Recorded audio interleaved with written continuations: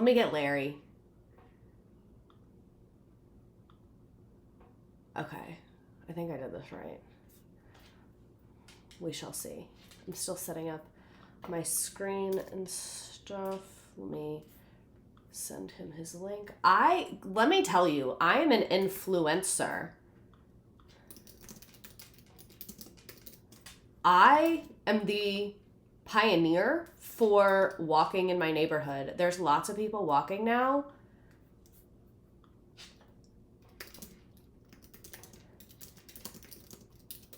I think it should. Sorry, I was sending him the link. There's lots of people walking in my neighborhood now, and I did not see that before I started walking, and today someone stopped me and asked me, they were like, she was like, I've seen you before. And she was like, where do you live? And I was like, oh, I live like round and round, so there. And she was like, oh, do you walk? Do you feel safe? Like, do the cars go fast? And we had like a whole little convo about it. And I was like, girl, the cars do go fast, and then I chase them back. Like, if a car makes you feel uncomfortable, it's your right to chase that car. Larry should be here momentarily. I was having technical difficulties, and that impacted him because... And by technical difficulties, I mean I was running a few minutes late. Stardust Mosaic, thank you for being here. And let me put a little banner with what we're doing next week. April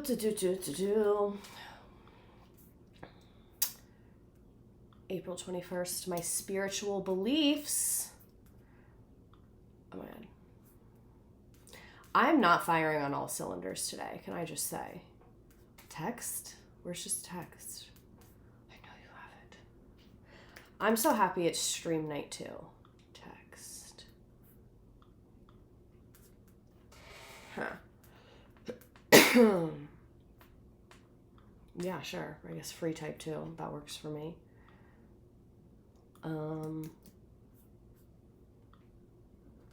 Where's that? There we go. Let me change the color. Bing, bam, boom.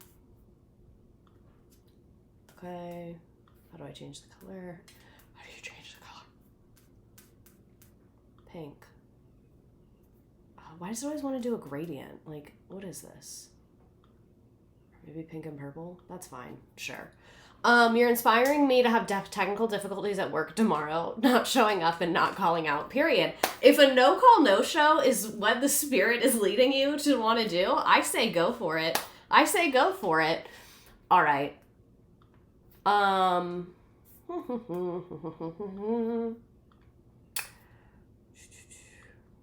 Let me see. There we go. There's Larry. There he is.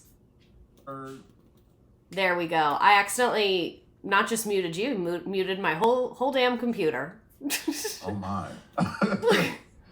Alrighty, so let me pull up the slides in the correct place so I can see everyone. Yay. Hello, Lemur Banana. Lemur Banana carries this chat. So perfect person to say hello to first. I saw someone put something earlier in the chat about Alyssa Megan, but I can't find where it was. Oh, Lemur Banana. Misredacted, I finally caught up on the makeup streams. Alyssa was a delight. I'm a huge fan of Alyssa, and you'll see I'm a fan of Larry as well. So before we get into it, and I let Larry introduce himself to the community, this is not a Rihanna stream.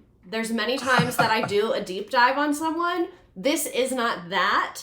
That will probably be happening in the future. This is going to be a little more focused on like business and money and ethics. So we're not really going to get into a ton of personal stuff. And then to address the second disclaimer, why would a man be there? I really hope someone knows what this reference is. Larry, this is going to be educational for you. This is Real Housewives of Atlanta season 1, where someone brings her husband to a girls' night dinner party, and this woman literally just flipped shit on him. So that sounds like one of those things that you did that intentionally. You did that intentionally. Larry introduced yourself to the people. Here's his social. This is Instagram and YouTube, but I believe he's on TikTok and all the places. Tell us a little about yourself, who you are, all the fun things. I definitely appreciate it. Hello, everybody. I'm an educator and a video creator. Somebody said, I think it was Amanda Vine. I don't know what her last name is, but she said intellectual creative. I like that. I think I'm gonna run with that.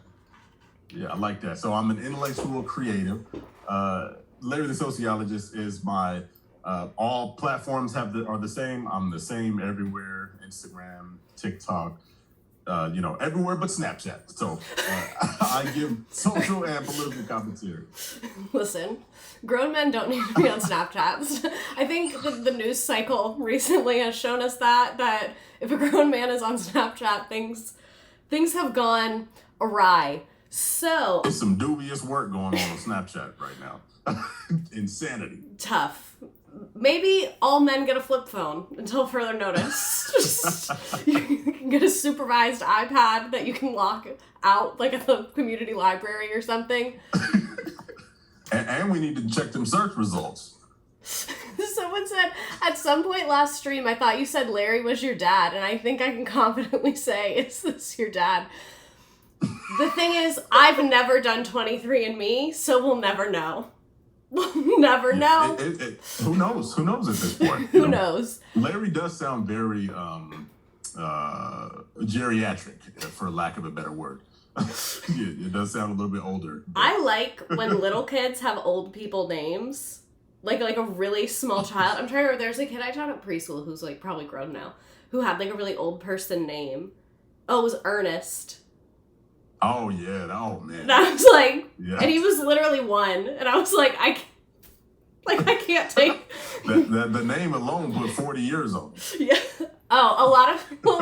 I think we have a lot of dyslexic people in my community because a couple people, when I first posted that I was collabing with you, said Larry the Scientologist. And you can always make that pivot. Oh, yeah. No, I cannot. Please. Guys, sociologist, not Scientologist. You know what? That's not the first time I heard that, actually. Really? There was no, not at all. There was somebody that called me Larry the Scientologist during introduction, right before a speaking engagement. Perfect. So yeah, everybody had a completely different idea of what I was about to talk about. I immediately said, sociologist, guys, not Scientologist. Immediately had to clear that up. Well, I wanted Larry to come on stream because we met in like a educator-creator group call thing that we were on. And I was asking, like, oh, what kind of content do you make? And he was like, oh, I like to take, like, really serious topics and make them fun.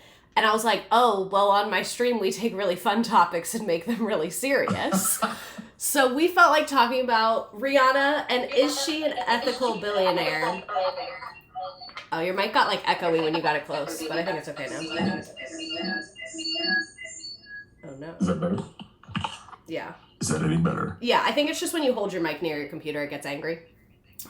Oh, okay, gotcha. Yeah, sorry about that. Okay, so who is this woman? Robin Rihanna Fenty, known as Rihanna, is a Barbados, for anyone being like, what the fuck is that? Singer, actress, model, fashion designer, and businesswoman. She's one of the best-selling music artists of all time, with an estimated 250 million records sold. She's also known for her successful beauty line, Fenty Beauty, and her lingerie line, Savage X Fenty. I assume everyone here knows who this is. I'm not even going to waste our time with the poll. I love when Caribbean people are successful. Great part of this world that we live in, all God's children. This is my favorite picture of Taylor Swift ever. Anytime I can find a reason to include Taylor Swift with cornrows, I will be doing it. Her first name isn't Rihanna. I feel like this will be extremely fun trivia game. Oh, I did make you all a trivia game. Larry, I don't know if I told you that. We do a little trivia game at the end. Hey, let's do it. I'm with it. Let's get it.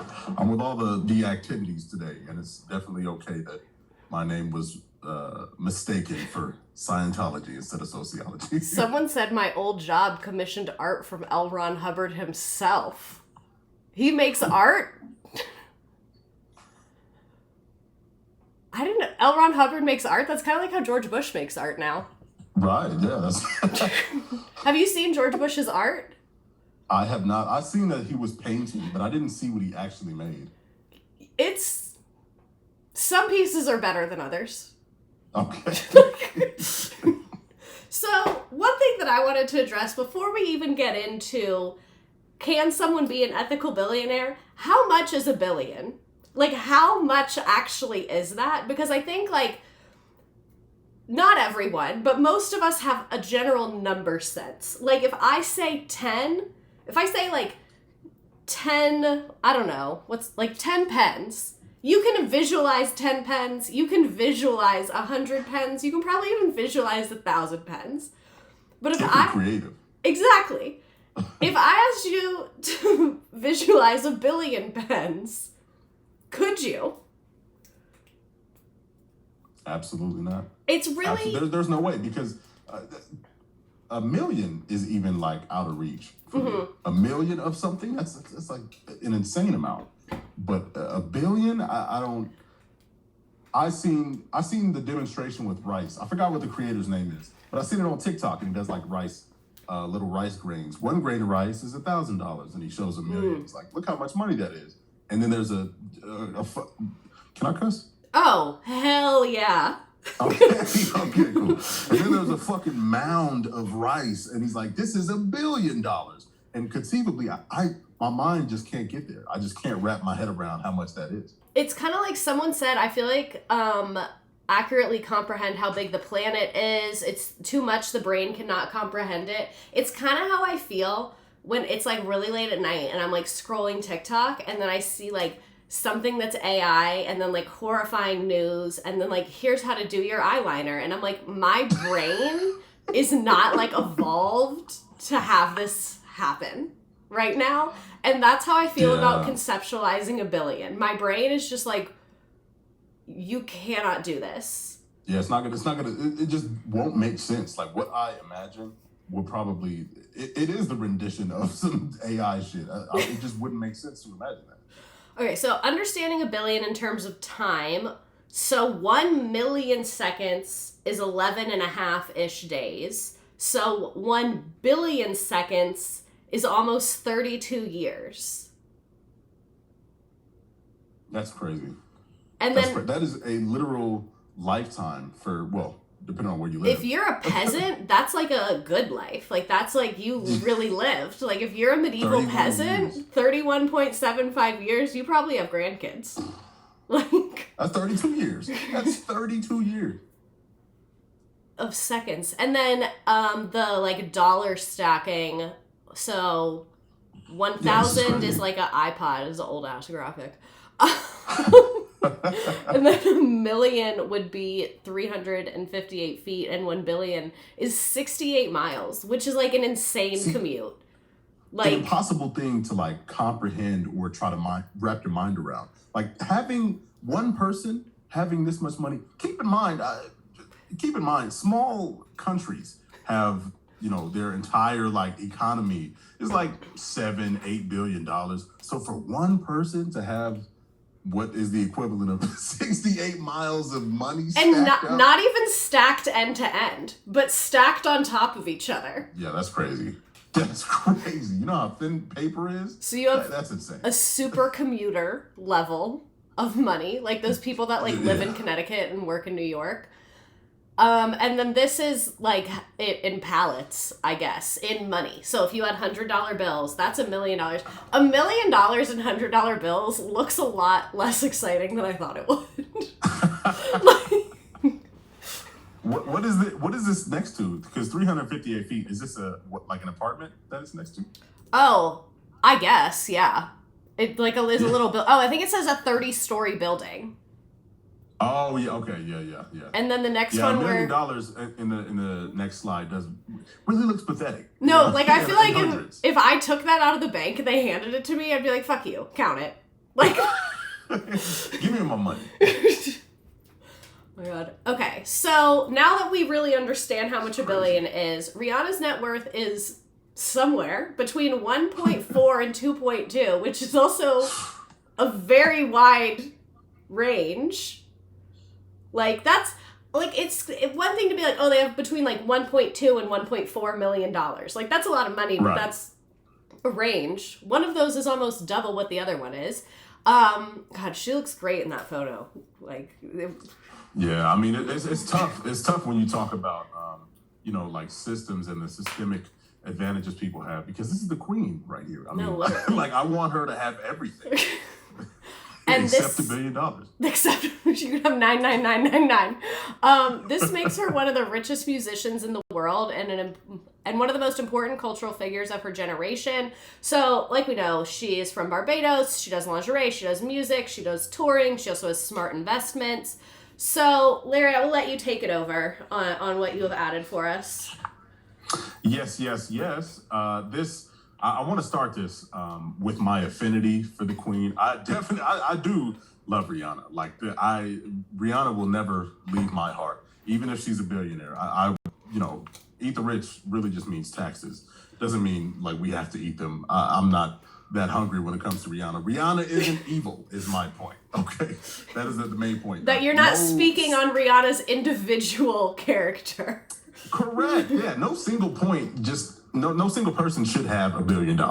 That's the entire point. To accumulate this wealth, the value must be extracted from somewhere, like a supply chain that you have a massive amount of control over. So here are some of my favorite things about Rihanna, just to let us know we all on the same page here, So Auntie was the first actual album that I listened to by her, and that's what drove me to Rihanna Madness. So kind of same. I'd always liked her music.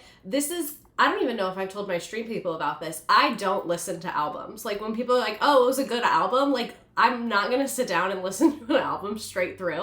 Like you do just listen to singles? Yeah, like I just listen to random songs. And there's like no albums where I like all the songs. Like really none. Oh, well that's pretty fair. Anti and Brat are the only two albums that I have the album downloaded and will listen to the album. Anti was the first album that in my life I was like, this great entire thing.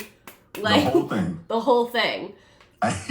Well, you know what? You and I are on the same page with that. This was the first one that I heard. Well, maybe not the album thing. I've listened to other albums, but for her, this is the first full album that I listened through, and this is what made me a fan for sure. And a year after is when I really fell in love because she won that humanitarian award, the Harvard Humanitarian Award. It was like she invested in a bunch of schools, like teaching kids, and then she invested in some scholarship programs that I thought were really cool. So I was like, my heart was thumping. I would be doing exactly what A$AP Rocky is doing if I was in his position. I mean, I definitely understand. Listen, what is it? 4 kids down. A$AP Rocky.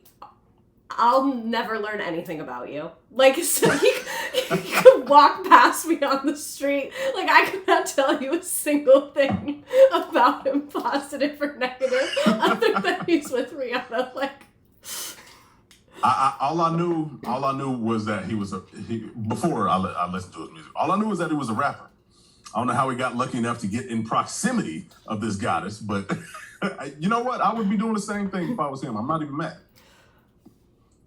3 kids, 3 years. Yeah, I have thoughts about that, which we'll get into. Listen, Rihanna, your body, your choice. I guess. She launched Fenty Beauty, and so a lot of people don't know, but this was like huge because beauty brands at the time weren't really like they would release like big releases, big celebrity releases would release makeup, but they would be very like cut and paste, copy and paste from the big company. Yes, we talked about this when I had Alyssa Megan on the stream, and she talked about how like Rihanna and Fenty, that was really the first time that the celebrity owned the brand and wasn't just like, oh, I'm the promo person, I'm doing a collab, I'm doing a line, but it was like their brand. And then she got into kind of the business structure behind that, and like she worked with some of the best people and all of that. Yeah, and I really liked it because it was very inclusive, like from the jump. That's why she made, well, I think that's, to my opinion, I remember reading that all of her like darker shades sold out first. Because really nobody else was offering them. Like she had like 40 different, shades, skin tones. That's what someone in the chat just said. I remember when Fenty dropped and my sister found her shade for the first time. Yeah, like Fenty I think was kind of like a perfect cocktail of success. Like they were serving an underserved market. They had very high quality products. They were working with some of the best business people in the industry. They had an incredible name on the product and face of the company. Like they were checking every box to be successful. Yeah, and not to mention they had at the time, one of the biggest stars on the planet, like giving full throttle, full backing. It's like one of the most beautiful people in the world. Yeah, I want to look like that. Like, oh, that's what it's on her face. Add to cart. Like, you don't have to hear her music for a second, but you're gonna buy the makeup brand that she's promoting for sure. Yeah, and not even just promoting. Like, that's one thing we got into with Alyssa Megan is like every other, like, there was all the women that did CoverGirl and all these things that were promoting it, like it wasn't them. And I think that's why people trusted it even more, because it was like, this is her company. So I think it even had that more built-in like customer trust. I think I still have my original red lipstick from Fenty from back in the day. That shit was everywhere. It still really is. Like, I was at Sephora recently, and I'm not really like into makeup super, so I'm not like up to date on like the Sephora layout, but I noticed that Fenty still had a huge rack there, and I know that they don't let you take up space in that store if you're not selling, so I can imagine. Hell yeah, that's one of the biggest. Isn't Sephora like the makeup place? Yeah, and it's expensive. It's a dangerous place to be in because everything's so small, so you're like, oh sure, it's so like to be able to walk up to a cashier with the items in one hand and then it'd be like $127. Oh, yeah. So I've been in there. I got 4 sisters, and I've been in, Sephora, Ulta, all of the places. They be robbing y'all. I'm talking about hand over fist, putting y'all in a headlock. It was like a little thing of lipstick that was $85. I said, oh, man. It's a lot. They got you, huh? You have 4 sisters. Your childhood must have been like a boot camp. That was probably really good for you. I mean, yeah, my whole life has been all girls. Even me and my dad, like we do stuff, but he'd be like, "Yeah, well, we got to get home to the ladies." Like it would always be a recurring. Right where they want to be, ladies. Right where they want to be. So, unfortunately, it appears you have brought bad news. I assumed that this was the case. You were just the one to break the news. Unfortunately. So, 4 out of 150. Tell us a little bit about that. What is this? This number. So, hey, none of us are perfect. We're doing all we're doing is the best we can with the tools we have. But sometimes the systems that we're in use us for profit, and that is an example. So this is the score from Remake Fashion Accountability Report. Remake is like a human rights organization, but specifically for businesses and for companies. Like basically they say, all right, all of these companies have been profitable. They've been killing it this year. Let's look at their papers, look at their numbers, just to make sure everything's on the up and up and legit. It's like an independent company. And unfortunately, Rihanna got 4 out of 150 as far as a score for this in 2022. And for context, Shein, worse than Shein is fashion tough. giant, got 8. So, it's real bad over there compared to like other business practices as far as like if they're sourcing their materials, if they're treating their employees well, like the machine that is behind Rihanna for her business is still the machine of capitalism, the machine of exploitation, the machine of like, billionaires and wealth accumulation and, wealth hoarding. Unfortunately, this 4 out of 50, so this means that the company, this is in quotes, is what they say, blatantly disregards industry standards when it comes to social and environmental disclosures. So that's what their 4 out of 10 and this is specifically Savage Fenty, so I think it's just the clothing and lingerie, and I know that clothing in particular is known as like one of the worst businesses for the environment. So this is like pretty bottom of the barrel environmental regulation to begin with that's not being followed. And I don't know much about like the makeup and beauty industry and how the environment is impacted by that, but what I have heard, I have some of the Fenty beauty stuff. I've heard the Savage Fenty clothing stuff is not very high quality. Damn. That's what the streets are saying. So you mean to tell me all of this and it's not good quality? Well, that's also kind of what the case is I've noticed with a lot of companies. Like Shein is low and it's low quality. And like materials that are better for the environment are usually higher quality. So like if you're using cotton that doesn't, if I'm wrong, like no one eat me alive. I went to a Christian school for science, so I can't be held accountable for this. But I would imagine that like using a natural fiber is less hazardous to the environment than literally like creating plastic polyester and then dyeing it. No, for sure. Like I would assume that's the case. For sure, yeah. That would not be a crazy assumption. Like, so if someone's like, oh, the plants, they're killing us, I'm sorry. Someone said I had Definitely not the cotton plants that are killing us. I had some sets back in the day. They were itchy and not size inclusive. Okay. Damn. And that's that on that. And someone else said that they bought it and returned it.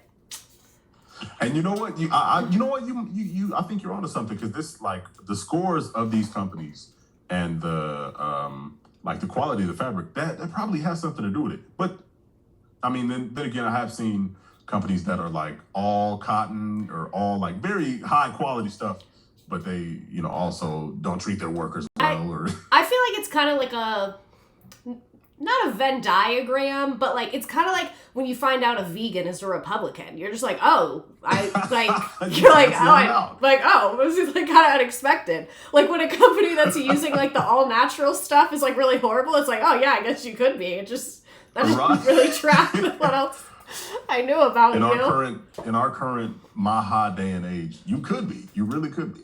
I can't with the Maha. Really could be. I found out about that really recently. I was like, wait, what's going on? Like, oh no. I knew about, oh man, she hates when I tell this story, but it's my favorite thing ever. I knew about like the anti-vaccine stuff, but I didn't know much about like the new stuff. And this is my favorite story about my mother. When I was little, she saw one of those people on like a daytime TV show being like, vaccines cause autism. So she wasn't going to get me vaccinated because she believed it. And then she thought about it and goes, oh, well, mainly only boys have autism, so I think it's fine. And then got me vaccinated. And I was like, the fact that your misinformation went like in a circle so far that we came out with the right decision is crazy. Hey, you're safe. You're well protected. A win is a win. All right, so let's go back to the beginning of Rihanna. She was born in Barbados, like I said. She is the daughter of Monica, who is an Afro-Guyanese accountant, and Ronald, who is a warehouse supervisor. And she had 2 younger brothers. She also has 2 half-sisters and a half-brother from her father's previous relationship. And when I first put that on there, I bolded. I said, oh, her father's previous relationship. And I said, you know what? Don't be a little judgmental bitch. Don't judge. I was like, it's probably fine. Like, I was like, don't judge this man. But I was suspicious. I was suspicious about it. And then I go on to read, she was raised in this 3-bedroom house. She helped her father sell clothes at a street stall. Like if anyone's ever been, there's like marketplaces where there's multiple. They're really common in the Caribbean. They have them in the US, just not as much. And then her childhood was affected by her father's alcoholism and crack cocaine addiction, which strained her parents' marriage. And she has spoken out about witnessing her father physically abuse her mother and described her mother as one of the strongest women I know, if not the strongest. I can accept crack cocaine, but I draw the line at violence. I think I share that boat with you. I can accept it, because that's a behavioral health issue, really. Because like drugs, people have addiction in their past. We make mistakes, like harm reduction, but don't hit your wife in second one. I bet you hit the first one too. The line. Like, yeah, we got to make a line somewhere, So I got the ick from him, and my intuition was right because. I don't know. I just find it to be a red flag when men have a lot of children. You know what's crazy? That's like really like exploitation and I guess kind of like this system working for her, like on her behalf, has been like the theme of her whole life. Even what you said with her dad, like it affecting his addiction affecting her was inevitable, right? But the fact that they were selling clothes in the street stall. I mean, that's the same. And his I mean, I no idea what he was doing on the side, but that has been the constant theme of the life. The kind of machine pushing her forward in that way. Yeah, this is another thing that I found interesting is that it said this is from her Wikipedia page, by the way. So if any of this is like off base, some of her fans are to blame, I guess. As a child, she suffered intense headaches and was having to get CT scans. But then once her parents divorced and her dad left the home, she was healed and totally fine. Damn. The body keeps score. The body keeps score. This is why I always tell you, if you have like a stressful job, if you are in a stressful relationship, your body is going to let you know. So Mr. Rihanna's dad, I have a bone to pick with you. Personally. She went to Charles F. Broome Memorial Primary School and Cumbamere School, if anyone knows what that is. Her teachers described her as a well-behaved student. She avoided trouble, obviously. She showed an interest in singing, dancing, poetry. She began listening to reggae artists and R&B, Whitney Houston, Mariah Carey. And at the age of 11, she became a cadet in the Barbados Cadet Corps. And this is making me want to do a stream about her because I need photographs of this. We got to source something. And you know that there's people, like, someone at, like, a family birthday dinner is like, I was in Barbados Cadet Corps with Rihanna, and no one believes them. Like, nobody believes them. Nobody's ever going to believe them. And she originally planned to finish high school, but she dropped out at age 16 to pursue her music career. This was in 2003, I believe. She went with I didn't know this, she started as a trio. Her original tryout was with a trio to kind of be like, oh, Destiny's Child vibes. And Evan Rogers, the producer, said, the minute Rihanna walked into the room, it was like the other two girls didn't exist. Damn. I wonder where they are now. And then in 2005, she signed with Syndicated Rhythm Productions. So, like, obviously she's worked super hard, but it seemed like she auditioned and they were like, you're super talented. And she had been doing music her entire life and became signed as a relatively young teenager. I don't know if you said this before, but how old is Rihanna? Let me look up what year she was born. That's a good question. Because you said 2005. I'm like, damn, was she 9? She was born in 1988. Okay. So she was, 1988. Yeah, so she was like a mid-teenager. She wasn't 20 yet. Yeah. Yeah, so like, it seemed like someone was able to take her to this audition. If I do a stream about her, we'll get more into the details of this, but you guys probably know. I don't trust any guy who signs a teen girl, to be honest. So true. Like, you know what? You wouldn't be off for that. You wouldn't be too crazy for that, honestly. And like, that's how I feel about so many things. I'm like, wait, what is your job? Like people are like a child talent manager or like a children's beauty pageant coach. I'm like, not having it. Not having it, buddy. I'm like, you might as well be running a fight ring. Like, I might think higher of you. Then same amount of legitimacy in both. Her demo was sent to Jay-Z, who had just become president and CEO of Def Jam Records. He thought that Pondo Replay, which, great song. That was probably most of our first introductions to Rihanna. Yes. Was too big for a new artist, but he realized it's Rihanna. This is Rihanna here. Let's stop playing. And so she canceled meetings with other labels, and then she ended up completing her high school education with a tutor. That is the Hollywood way. Oh no, you disappeared. Not Larry disappearing. Come back. Here.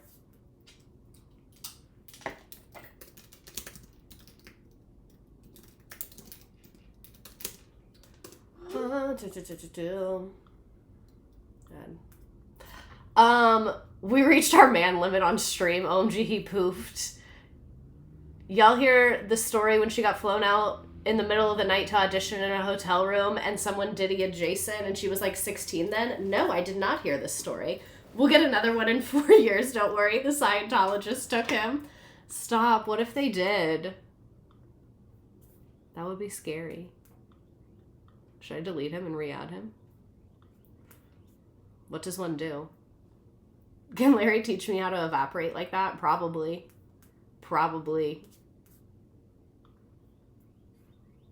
I'll keep going. We'll see. He's probably having technical difficulties. I don't remember the word for it, but there's an actual term for older men who are predators towards teen girls under 18. Pedophile? Is that the word? That's the word that I use. So she was super successful, obviously. Like, this is Rihanna. We know this. She signed with Def Jam and Jay-Z. They spent... Oh, I think he's back. There we go. He's returned from the war.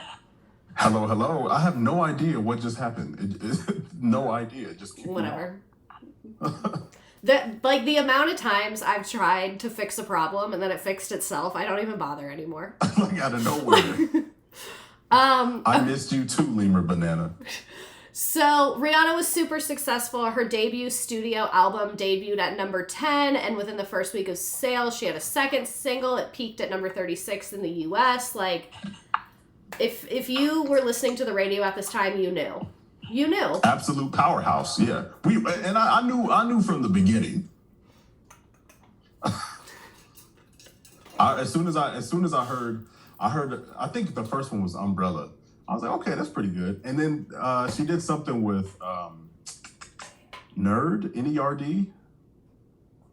And I thought that was very creative. It's like I don't like EDM. Like, it's not really my bag, you know. But hey, I respect all genres of music. Yeah. But I really liked this specific song that she did with them, Lemon. I think it was called Lemon. And she was rapping. And I was like, what the hell? It was like, she was singing also, but it was like all over the place. I was like, you know what? This is the second one. She might be one of them ones. Yeah. And behold, 2016. I remember, like, when I was a kid, we would listen to the radio a lot because my parents would leave us really unsupervised. We would just go to the pool for like 10 hours a day. And they would just have the radio playing. And, like, this is when, like, Rihanna was playing a lot, Justin Timberlake, like, that kind of, like, 2000s era. And Rihanna was on repeat on that station. Yeah, always. Oh, Nerd with Pharrell. Yes, with Pharrell. And then when I was 6 years old, I do not remember life before Ponte La Prairie, and I don't want to. Same, exactly. Like, that was my... So that's why everyone makes fun of me, because I don't know any new artist at all, but I'm like, if you became cognizant and listened to music for the first time in 2003, we were set up to never be happy again. Yeah, and not to mention the real bangers, in my opinion at least, for specific genres, came like a few years before, like 97, 99, you know, particularly in like, well, specifically for R&B, that's one of my favorite genres, but like that, never to be returned to again. I mean, I don't think we're ever getting that back. I like R&B, but I don't really like know any artist, and I was a baby when that was happening, so I wouldn't be privy to those conversations. But from what I've heard culturally, I would agree with you. Just that appears to be general consensus. One of those powerhouses, you know. Could be, I mean, everybody, unfortunately, was not. Everybody, well, fortunately, I guess, was not like Rihanna in that they, you know, continue to make music. Yeah. Also with their like business endeavors, but Rihanna was like, "Hey, I got a bag, and I'm happy. I got kids. Let's get out of here." I wonder what would happen if we went back to like R&B stars of like the late 90s and played them like Addison Rae's music. We're just like, thoughts? Like how they would. What do you think? What do you think would happen? Think it'd be received positively? No. Damn, really? I really like her music, but people make fun of me for liking it. Oh. Jeez, there was I mean, you might be right. When like you know, like Spotify Wrapped or whatever. Right. A couple of years ago, my class was like, "Oh, show us your Spotify Wrapped. Show us your Spotify Wrapped." And I was like, "No, I don't want to." And they were like, "No, just do it. Just do it." And I show it to them, and it was like Miley Cyrus, Lady Gaga, Kesha, like, and like a silence fell over the room. I already know they was on your ass. A couple kids started making fun of me. And one kid goes, "Guys, stop. A lot of other teachers would have lied and said that they like stuff that they don't actually listen to, and we should accept her for being herself." The defense is not flattering. I was like the way that they were like, "And we're gonna let her listen to her lame ass music." So here's just like an overview of pretty much everything she's done music entertainment wise. Tons of albums, has been in tons of movies. I did not know she was in Smurfs 2025. Yeah, you didn't? Was that half their budget? Like probably a fourth of it. You know what? She was also in that another good movie, Home. She like voiced the little girl, and I thought that was really good. I always think it's cute when like parents are in children's movies, and I'm like, you probably just did this because it would be like fun at your house to put this on. I didn't realize how many tours that she has done. That's a lot. Oh yeah.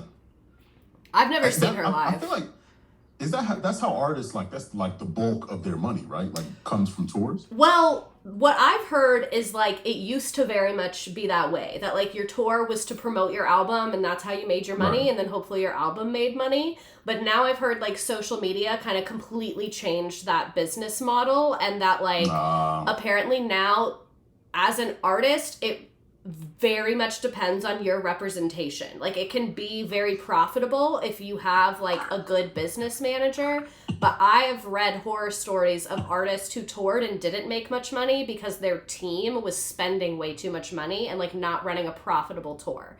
So like if your management is booking you at venues that you cannot fill, that's bad because you're going to lose money.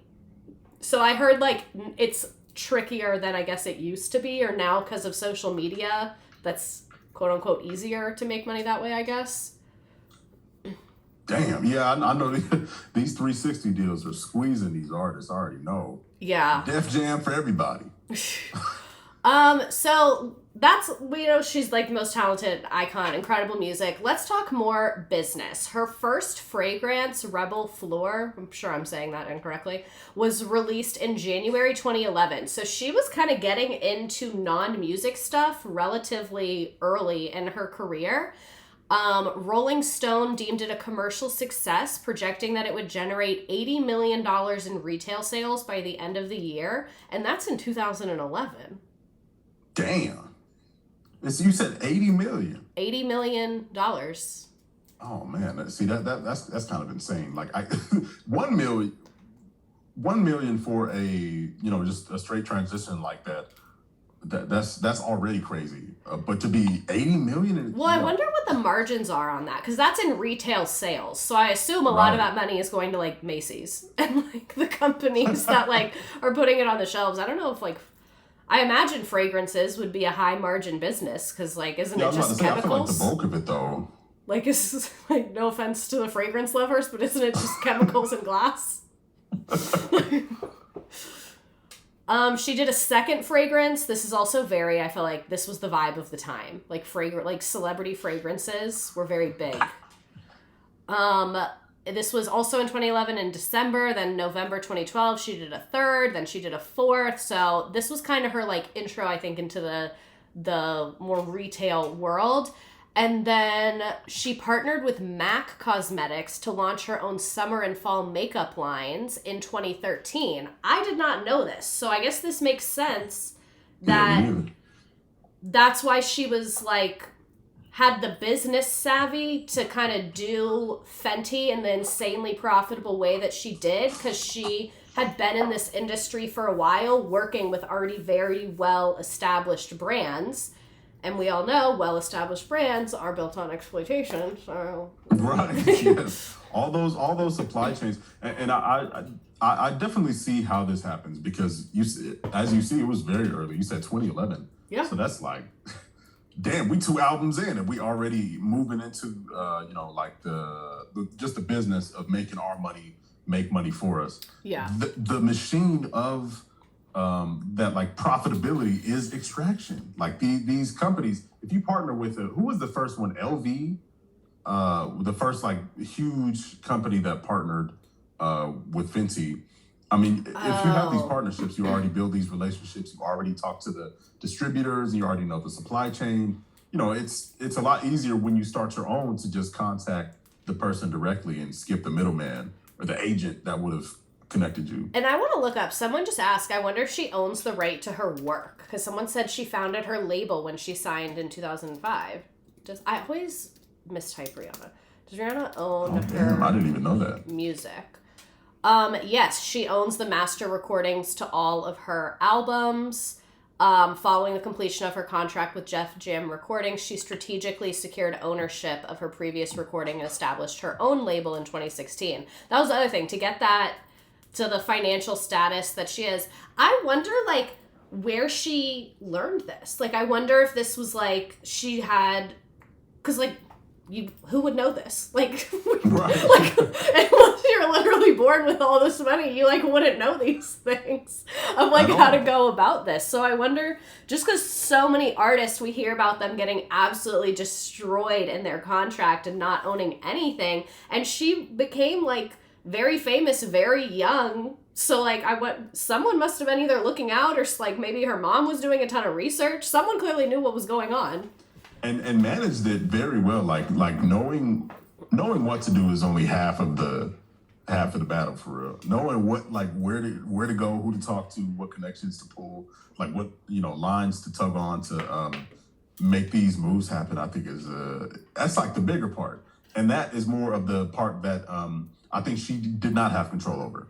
And I think that's more the machine. This is one thing that I didn't, like, think about it when we decided to do this topic, but this is something I like to talk about a lot, is that I think a lot of people have the perception that famous people are the richest people in our society, like the people you see in movies and on TV. But, like, the vast majority of famous people, even though they're rich and they're richer than me and you, they are being exploited, and they're not the 1%, because, like, a lot of artists who have a ton of successful music don't own any of the rights to it. And yeah, they live in this giant, gorgeous house, but a lot of times it's a rental and things like that. And it seems like Rihanna was able to break out of that. Like, you're the talent, but you're owned by the company, and really, like, have ownership over her own career, which is, I think, why it's good to have, like, the is it ethical conversation, because, like, would it be more ethical if she was just getting fucked over like every other artist is? Like, but it's the machine. Like, that's why it's, like, the phrase, there's no ethical consumption under capitalism. Like, if you're going to be a famous artist, I'd rather own my rights to the music, too. Like, that's why I don't really fault her. Someone said she almost sold her publishing rights at 18 for only $5,000, but ended up not doing it. Oh, my God. Damn. Whoever talked her out of that is a goat. Yeah, I was about to say. Or are they talking about Mariah Carey? Because people are also talking about Mariah Carey. Let's just say, I don't know who it was, but clearly someone that... And someone said TLC is a cautionary tale, so many more. Exactly. So... Yes. Rihanna was just born in the know, I guess. It's either that or, whoever was looking out for her had some expertise in the field. Yeah. Like I mean, but as soon as she got to the point to where she started working with brands, like clothing brands, from there it was over. Yeah. Because now you have access to the infrastructure that is this, like, money-making machine. Oh, and it's going to do what it always does. Someone made a really good point. Her mom was an accountant. I didn't think about that. Oh. That's what I said, because she was young. Her mom took her when she was 16. I think this was mom. And someone else said, I think it was Beyonce and Jay-Z, because she was, like, very closely tied with Jay-Z from very early in her career. That's what it is. It seems like she had a lot of people looking out for her. And her mom being an accountant makes so much sense. Because an accountant would be the one to be like, I'm sorry, I do need to read every single piece of fine print. Right. And I also, like, sorry if this is hater of me, I really judge parents who have a famous child and the parent doesn't have, like, a career. Because you feel like they just making the kid do it. Yeah. I'm like, you have no job, you have no prospects, so you're just making your child be famous. But, like, you're an accountant. That's, like, a regular person career that you can, like, take care of your families. Because I feel like when there's a famous kid and the parents have no career, that's not fair to put that pressure on a kid. Because the kids aren't stupid. Yeah. Kids know, like, damn, if I don't work, all of this goes away. Like, family vloggers. There was there was a documentary or something, not the Nickelodeon one, not that one, but there was another documentary of, like, child actors, and they were talking about that. I can't think of who it was. Oh, what was it? Have you seen the movie where the it's like a little girl and she is a CEO? And so. the youngest director, Sky something, it's like the youngest director of a movie ever. Now she's like 17 or something, but she was like very young. Anyway, they did a documentary, and she said that. She said some of the parents of her, coworkers, of the other actors and actresses, were basically just getting, like used and abused. Like, hey, if you're awake today, you're about to make us rent. Yeah. Like, they just constant cycle. Have you seen, I saw one of Demi Lovato and one of Miley Cyrus going through like their schedule from when they were like 14 years old. And it is literally like 6 a.m., wake up, rehearse dance for 3 hours, meet and greet, red carpet, rehearse dance again, school for 15 minutes, lunch with this person. Like it's literally like a tech mogul CEO schedule, except it's for a literal child. Hell no. Oh, and someone said, has anyone read Jeanette McCurdy's book, I'm Glad My Mom Died? I didn't read her book, but I did listen to Celebrity Memoir Book Club covered it. Jeanette McCurdy was on iCarly and a couple other things. Her mom was like super abusive. So she wrote a memoir about it and kind of was like, yeah, I felt better after she died. And that's how I was able to heal. Sorry if that makes you uncomfortable. Oh, shit. And did I read the audiobook maybe? I know I listened to something about it. I don't know if it was a podcast about it or the actual thing, but I know I've read bits and chunks of it. It's intense. It's intense. Oh, I bet. Yeah, there's no way any topic like that could not be intense, like your mom. It's great. Yeah. But it seems like Rihanna had a good mom that really was reading those contracts. Shout out to and Jay-Z in her corner and Beyonce in her ear. Yeah. Possibly. I mean, who knows how any of that worked out. One of my videos that has done the craziest numbers is I went to Beyonce's concert and she brought out Jay-Z, but he cheated on her and I didn't forget about that.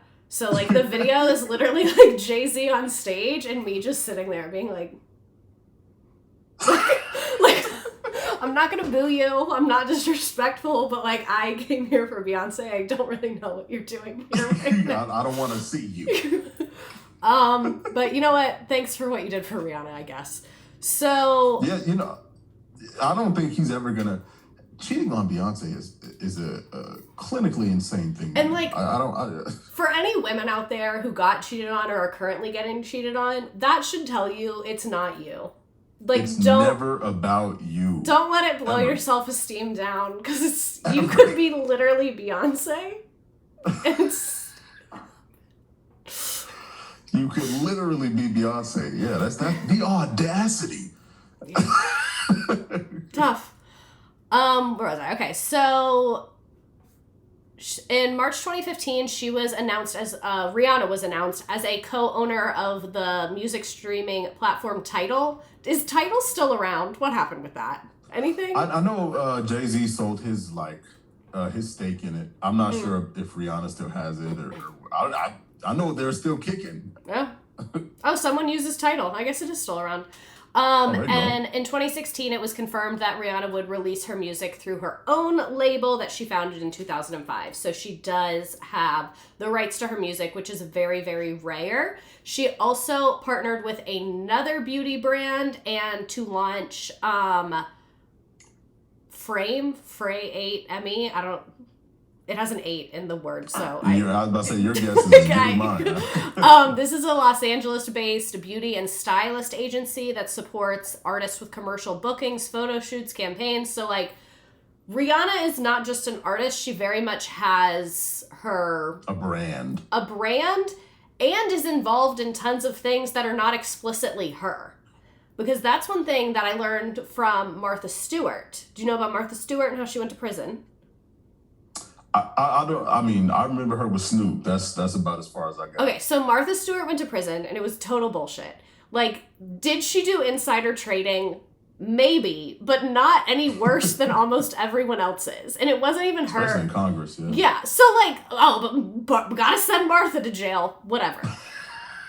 Martha Stewart, part of the reason that, like, she had a business problem because investors didn't want to invest in her company because, like, it relied on her. Like, if there's no Martha Stewart, there's no Martha Stewart brand, there's no curtains, okay, we're not selling things if you're not here. What if you get hit by a bus tomorrow?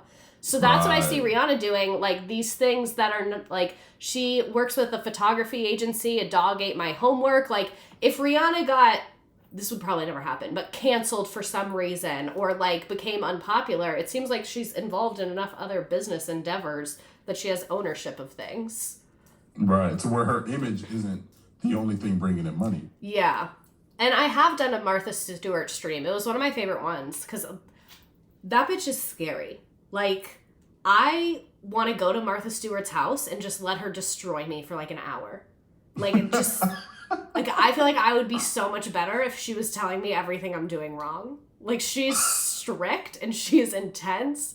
She also... The Martha Stewart stream is crazy. I have to plug myself right now. We literally read an excerpt of her writing. I think this was in, like, a book or an interview she did, where she was like, yeah, I was married to this guy, but then when I sat on his boss's lap at our Christmas party, he got really mad about it. He was so dramatic. And I was like...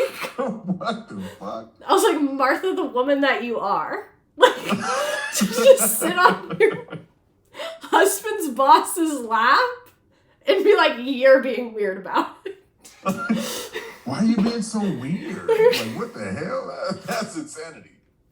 Okay, so Rihanna has worked with tons of other businesses. She's worked with fashion houses Dior, Manola Blahnik, pretty much everything. In 2014, she became the creative director of Puma's women's line, overseeing both apparel and footwear collaborations.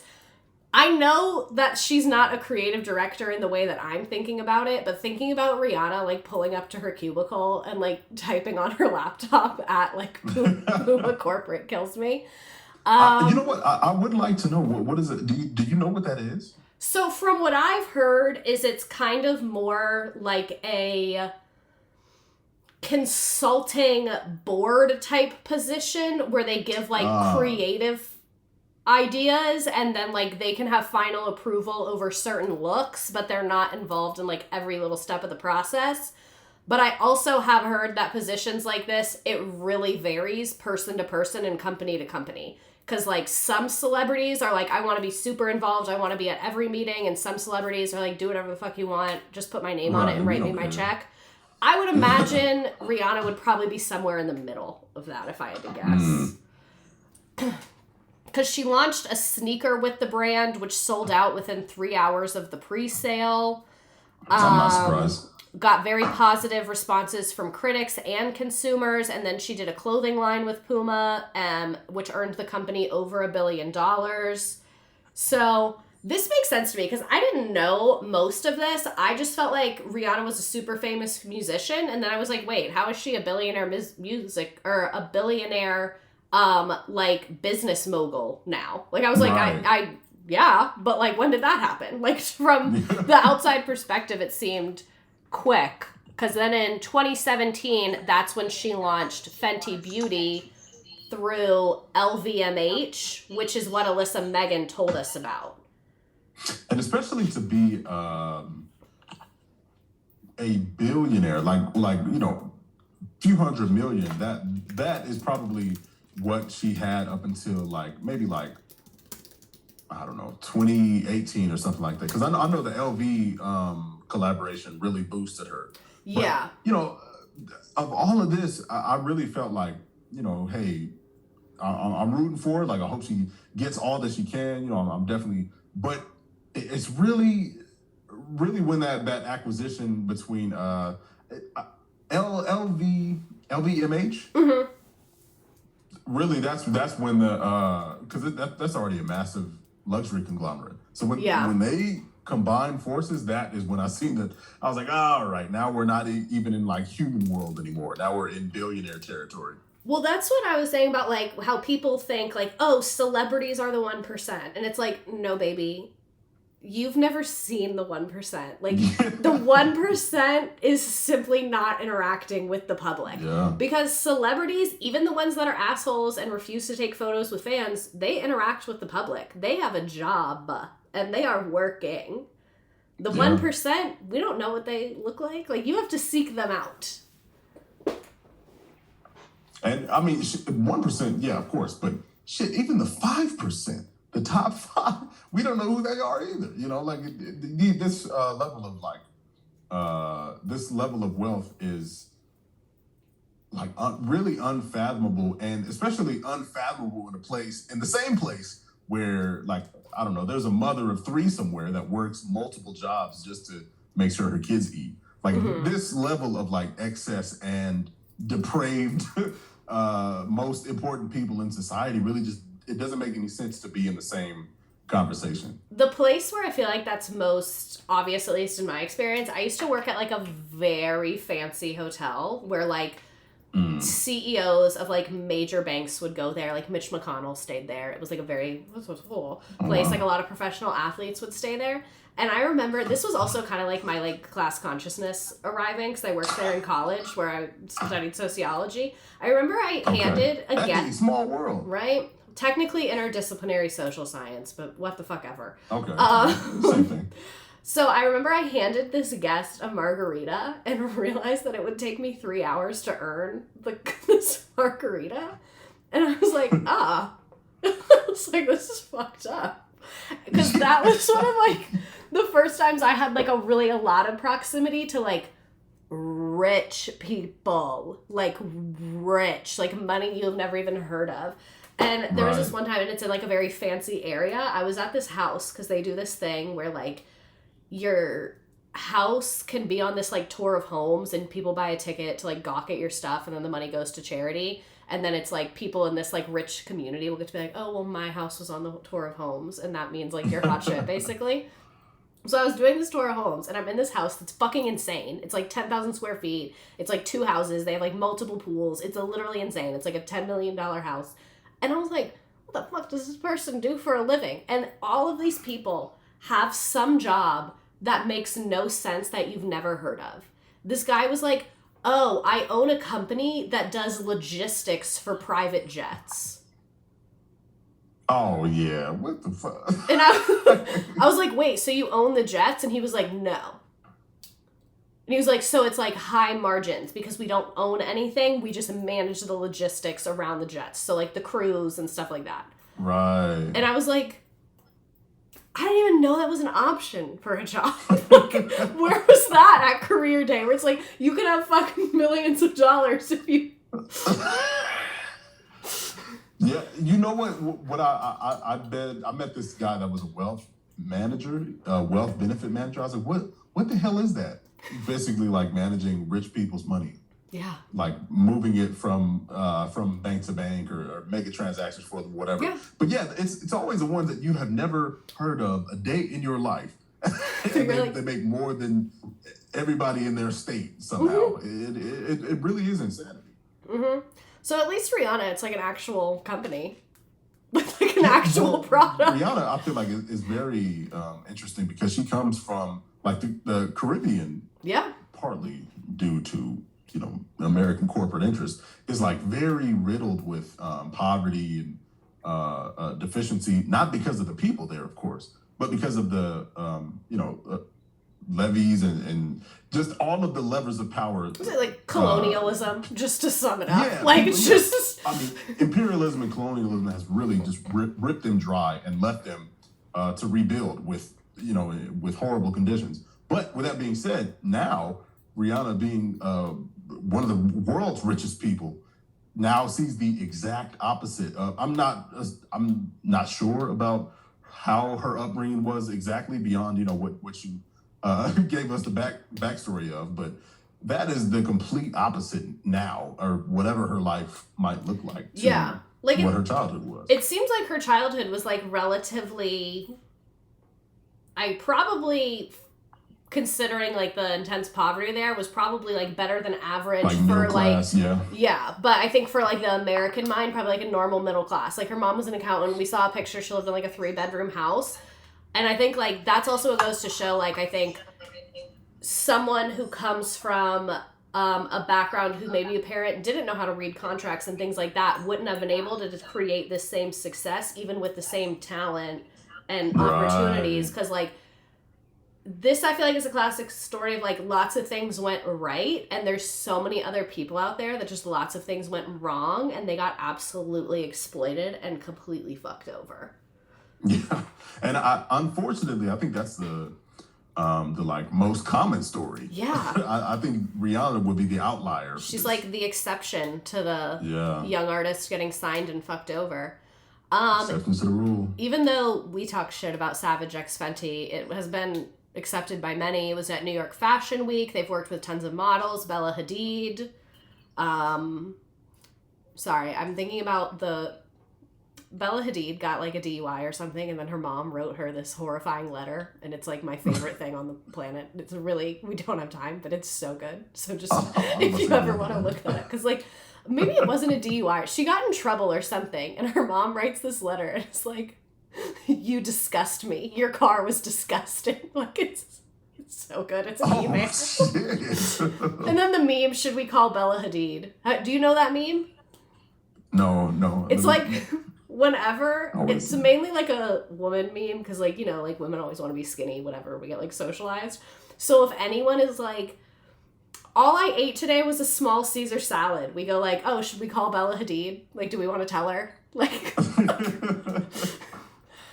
hold on, let me see this meme. I'm gonna look this up. Because it's like, should we tell everyone? Should we call Bella Hadid? Should we throw a skinny girl party? Like, I don't remember what it's from, so look it up while I read through this.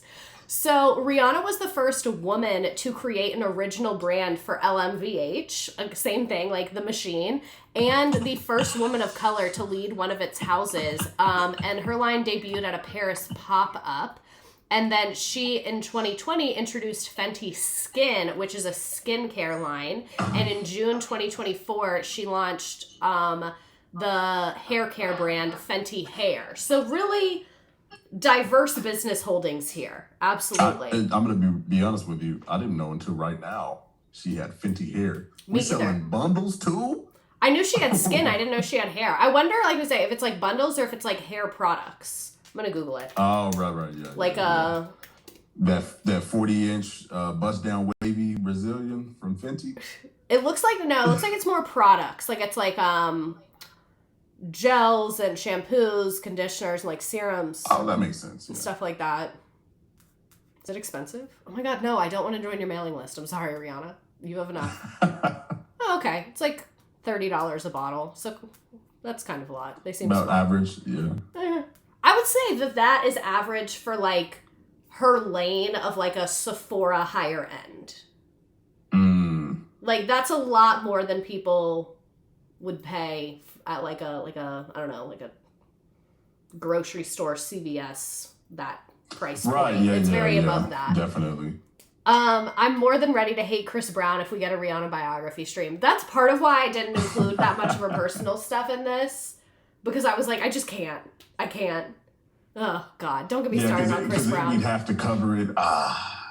One of my friends was at Nobu recently, and she texted me, and she said, Chris Brown is here, and everyone's being normal about it. Should I start screaming? And I was like, yeah. I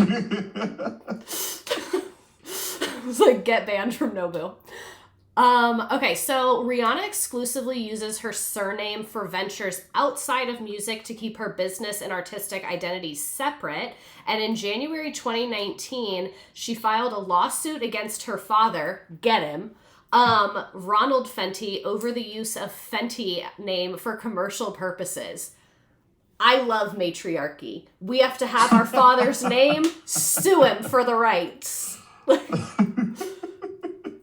The lawsuit alleged that her cosmetics brand, Fenty Beauty, was damaged commercially by her father's company, Fenty Entertainment, through misrepresentation of his company being affiliated. And then she dropped the lawsuit in 2021. That... Can he leave her the fuck alone? I'm sorry. Like, what do you mean? You were a failure of a father, and now you're going to create Fenty Entertainment to ride off the coattails of your child? Insanity. horrifying. And no, it was not Fraz who was freaking out at Nobu. It was not Fraz. She would not be at Nobu, I think, for any reason. And if Chris Brown was there, she would not have texted me and asked permission to freak out. She would have just done it. Not see breezy. That was so much business. Corporations are so boring to me. Like, I know that they literally control our nation, so it's important to learn about them, but it's so boring. Have you ever had a corporate job? Do you like it? It's meant to be ass, by the way. Yeah. I think that's a tactic. Have you ever worked in corporate America? Did you enjoy it? Oh, absolutely. I used to work in HR, actually. Oh, God. I'm Yes, very familiar with you all. I was a double agent. I was helping people unionize and shit. Like, it was lit. I love my corporate days. Hopefully those days are over, though. I don't want to return. When I had a corporate job for like a year and a half, and then I did my exit interview, and they were asking like, oh, what was one of the reasons why you left? And it was with HR, who I had literally never met before that. Because I worked in real estate in Florida, so it's like the Wild West of employment law. They can do anything they want to you. And so I'm doing this exit interview with HR, and I was like, oh, one of the things I didn't like is that they were just like really strict with our time. And she was like, what do you mean? And I was like if you needed to come in like an hour late because you had a doctor's appointment, they would make us stay an hour late. And like, I just don't like that. And the girl like freaked out. And I was like, why are you freaking out? And she was like, that violates our health insurance. Our health insurance has a strict policy that we have unlimited sick time and that employees will not be reprimanded in any way for taking doctor's appointments. And it was a virtual meeting. I like busted out of the conference room to like our whole little corporate floor. And I was like, guys, they can't make us stay late. How long were you there? I was there for like a year and a half, and then I went back to teaching. Oh, yeah. Oh, that's good. Yeah, I'm sure they loved having you in there. Especially, like, I feel like from what I've seen of you do, from your lives, from your stand-up, I feel like you would be very welcome in corporate spaces. Because a lot of them are, like, very uptight. You know, like so like a bunch of tight asses I was working with. They thought I was so funny until I would be like, well, why didn't we get a raise? And they were like, shh. Every time. Yes, so every single time. That's where it went downhill. Because I was like, because I would have to like present numbers to clients and be like, we're doing better than we ever have. We're so profitable. And then I'd have to turn around and be like, and we're cutting your services. And like, I would go to my boss and be like, this is stupid. And they would be like, we don't like it when you point that out. And I need people to be very direct with me. Like, I need someone to look at me and be like, shut the fuck up. Like, and so them just, like, subtly saying it, I, like, wasn't shutting the fuck up. So... They had to get you up out of there with the quickness. Yeah, and then they, like, made me have a meeting with this lady, and I was like, oh, they're gonna fire me. So then I was like, let me just quit. And because I was like, let's leave while we still kind of like each other. Like... Okay, so back to Rihanna. Her current net worth, like we said, is over $1 billion. With Fenty Beauty, she owns 50%. Most people do not own the majority of their company. And 50%, that's a lot. That means she gets to decide anything. So that basically means and that's why Fenty has a good reputation, because they have good products, because I'm confident if her business partners and investors are like, oh, we want to switch from like X supplier to Y supplier, she'd be like, fuck that. Like, no, it's going to change the formula. Right. So her wealth was previously managed by the Flynn Family Office, which is a family office and business management company that serves ultra wealthy individuals and their families. It is a multifamily office that partners with other multifamily offices. So I don't exactly know what multifamily office means, but apparently it's really important to this wealth management business structure of, just like we were saying, like, we don't even know these jobs exist. And they were the one... I don't even know multifamily office. I think it means like, well, it's like the Flynn family and like lawyers, it'll be like people's names. Right. Maybe it's like multiple family-owned practices work together or combined together or something. Like it's like a conglomerate. Because it says in other professional teams. So I imagine it's like, oh, here's our law team, here's our stock team. Like maybe of that nature. Okay. That makes sense. And And then, did we freeze? It doesn't say I did, but Uh-oh. someone in the chat says they did. Disregard. Okay, no, we didn't. Rick Flynn was the managing partner who's an experienced wealth manager. And then Michael Oshlentensky is the executive manager who works on internal reporting in the company's finances. And even without Rihanna, these money managers have a lot of notable clients like Katie Holmes and Ellen Barkin. So I brought this up because this is, rich people don't handle their money the way that like regular people do. Right. Like I just like go to the bank and I put my money in it and then I spend it. And that's not good. Like rich people. Hey, I was about to say you probably go to one bank, go to one or two, and then put money in different ones and then spend one or two on two cards or whatever. But yeah, it's like dozens of layers of money management. And then they put things in trust. So then if they get sued, it doesn't actually affect them because most of their stuff is managed by trust. And sometimes there's blind trust. Like it's managed and you don't know the exact transactions happening. Like I know they probably don't do this anymore because our nation is run by corrupt weirdos. But I know back when people cared, I guess, if that ever happened, like when you're in public office, if you're rich, you're supposed to put your money in a blind trust, which means like it's being invested and it's being managed, but you don't have access to anything. Like you can't see anything, you can't do anything to prevent like insider trading. So like if I'm the governor and I know a company is like opening locations, it would be like fucked of me to do stuff with that information. So they're supposed to put it in a blind trust to have people like this manage it. So not only is Rihanna crushing it, making tons of money on music, tons of money on clothing, tons of money on fragrance, tons of money on beauty, she's also making money off of her money. So this killed me. This goes to show, again, just like even if you're Beyonce, you can still get cheated on. Even if you're rich, dealing with companies is still horrible. Despite its popularity, the firm had a setback in 2015 when it fostered a culture of sexism and racism towards its celebrity clients. There were documents with examples of Alan Kufeld, an ex-partner at the firm, engaging in sexist behavior, which included a comment about Rihanna being attractive because she was, quote, not too dark. And he also went on to comment on which Caribbean nationalities were attractive based on skin tone. Yuck. Like, you're someone's money manager. Like, this is not... Even if we were at a bar, it wouldn't be okay. But, like, you're under fluorescent lighting at a money management meeting, and you felt like that shit was okay to say?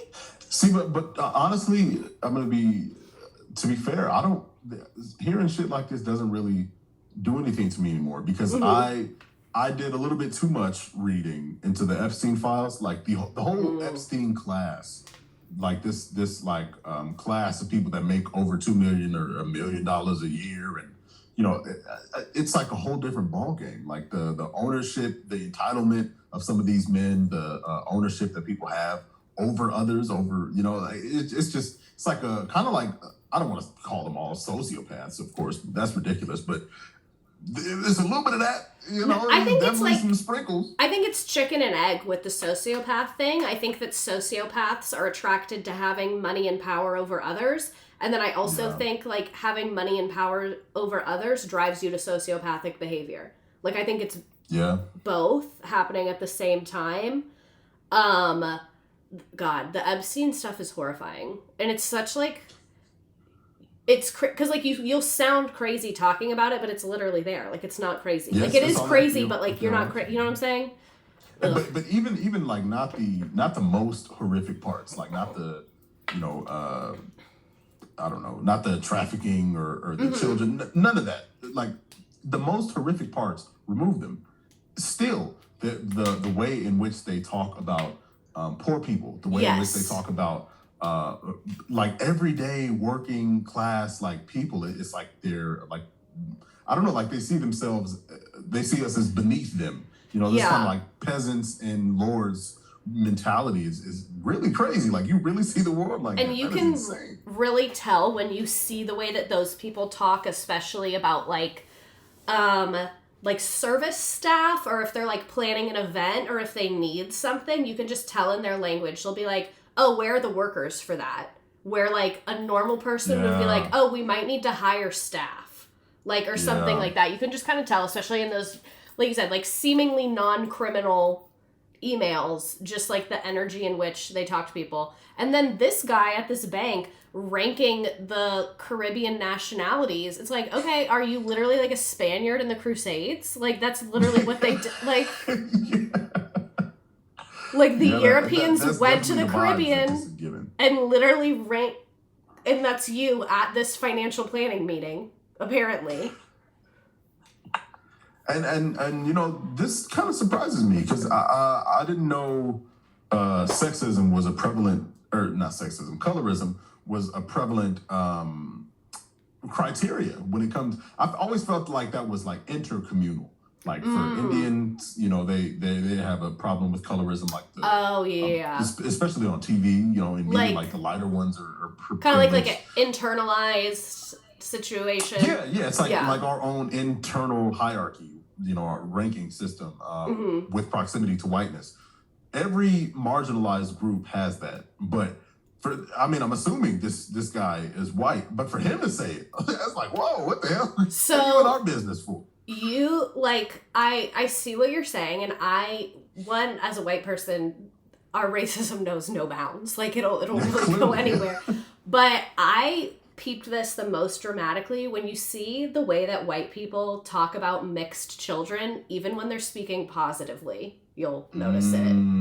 Like, even people, like one of my friends, her kids are mixed, and people will be like, oh, your children's skin tone is so beautiful, and like will say like certain things about like the way her children look, like, and they're like, oh, they don't look like too much of either of you, or like, so just like the way that people will like fetishize skin tone with mixed children shows like the colorism is a very interesting conversation. And I saw someone talking about this in regards to the Kardashians that I thought was really interesting, that they like always have, not always because Kourtney didn't, but I guess a lot of them have had children with black men, but then very often don't go on to have long lasting relationships with those black men. Oh, of course, right. Yeah, and then one thing that literally went like in my mind was that because a lot of like the Kardashian beauty stuff, like the big lips, whatever, has been done cosmetically, like their kids wouldn't have black.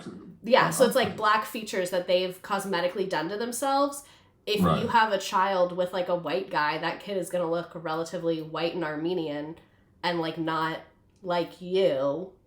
Don't have those features. And so like a lot of people said like it's like Kris Jenner's like marketing of her family. Like those children are a form of marketing, which is insane. But like I don't think far off. There might be something to that. I had no idea. The white community had a kind of sense of it. Well, then again, I am assuming this guy could very well not be white. Well, he could be not American, I guess. Alan Kufield? I don't know. I'm going to Google him. Yeah, it's 50-50, you know? Alan Kufield.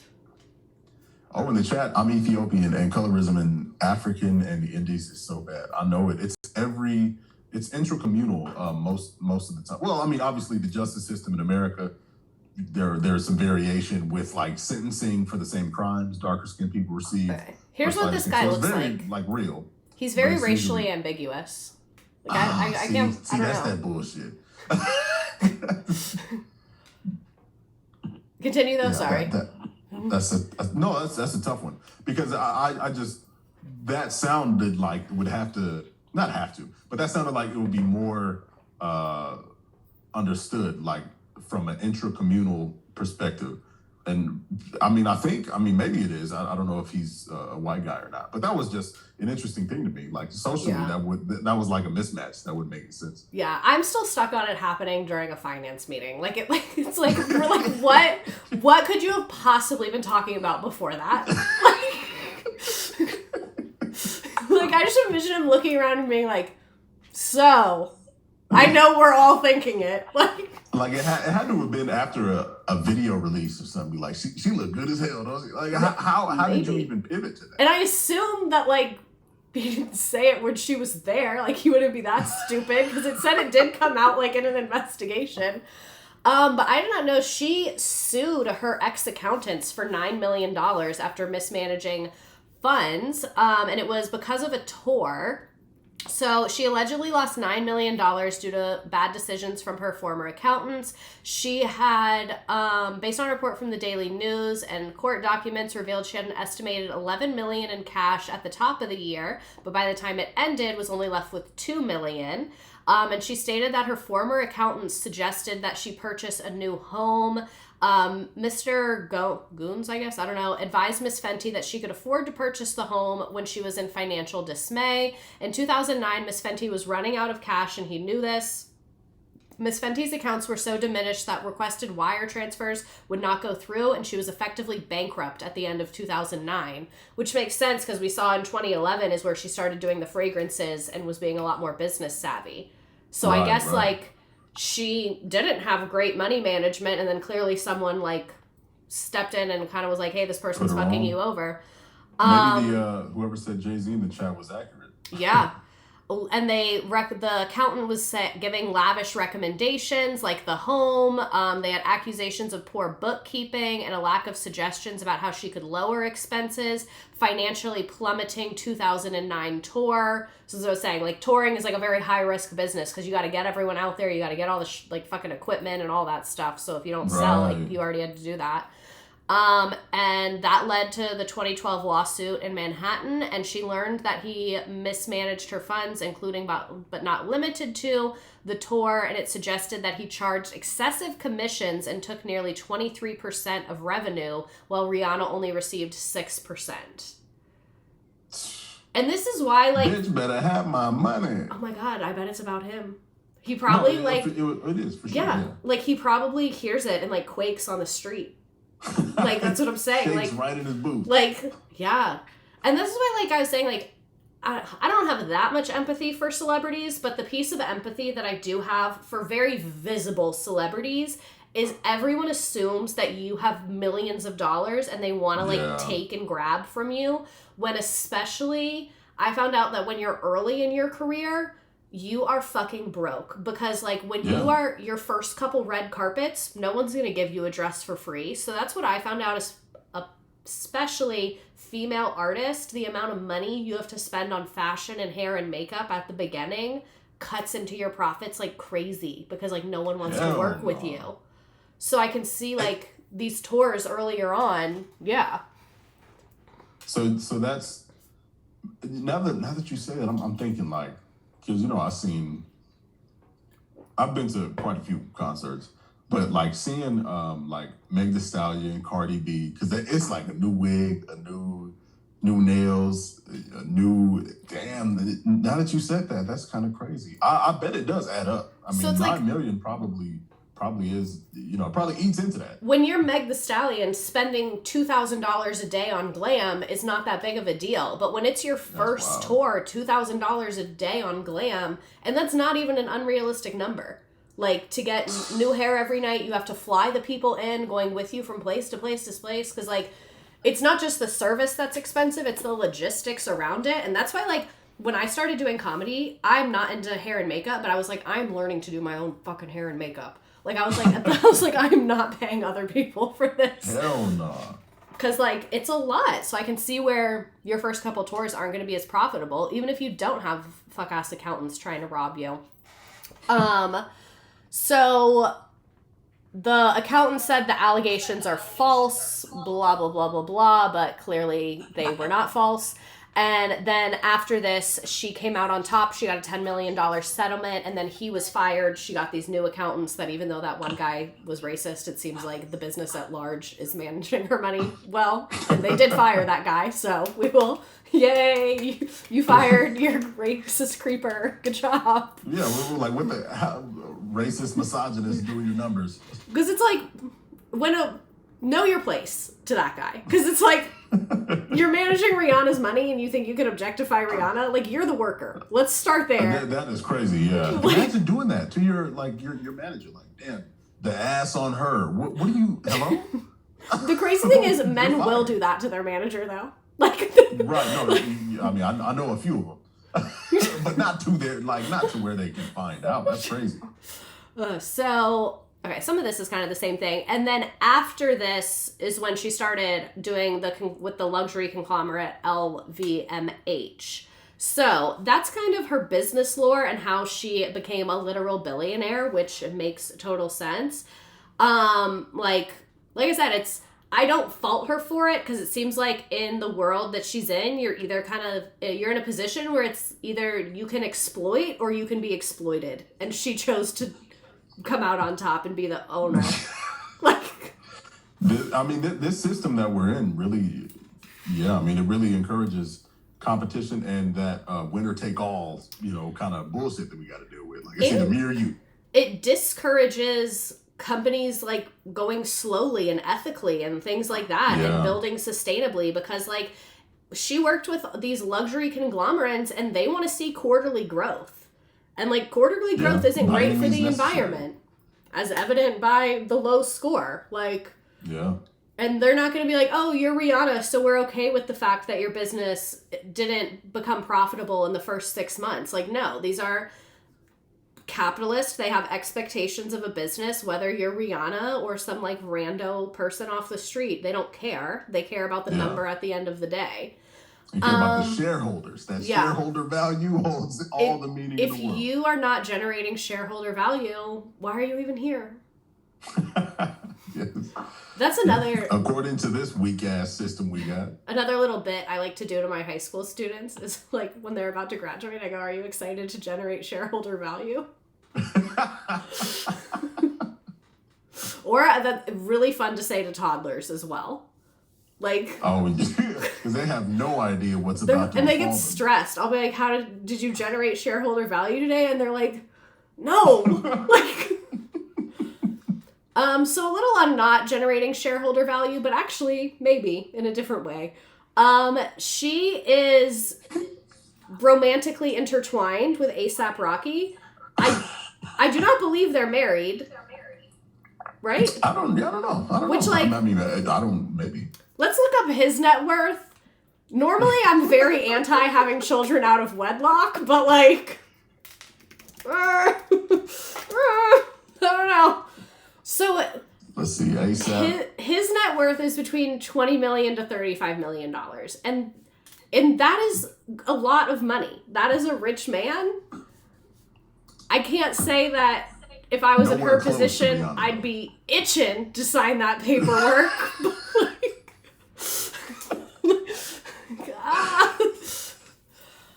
So they have 3 children together. I thought it was 4. Is it 3? Who has 4? Kim Kardashian has 4. They have 3. They have 3. They were just very back to back to back. So they have Rizzo, Riot, and Rocky, which like, you think all ours? You think Rizzo's gonna be filling out a job application? No. No. Because I don't like when people are like, oh, these celebrity baby names. Who cares? Like, right.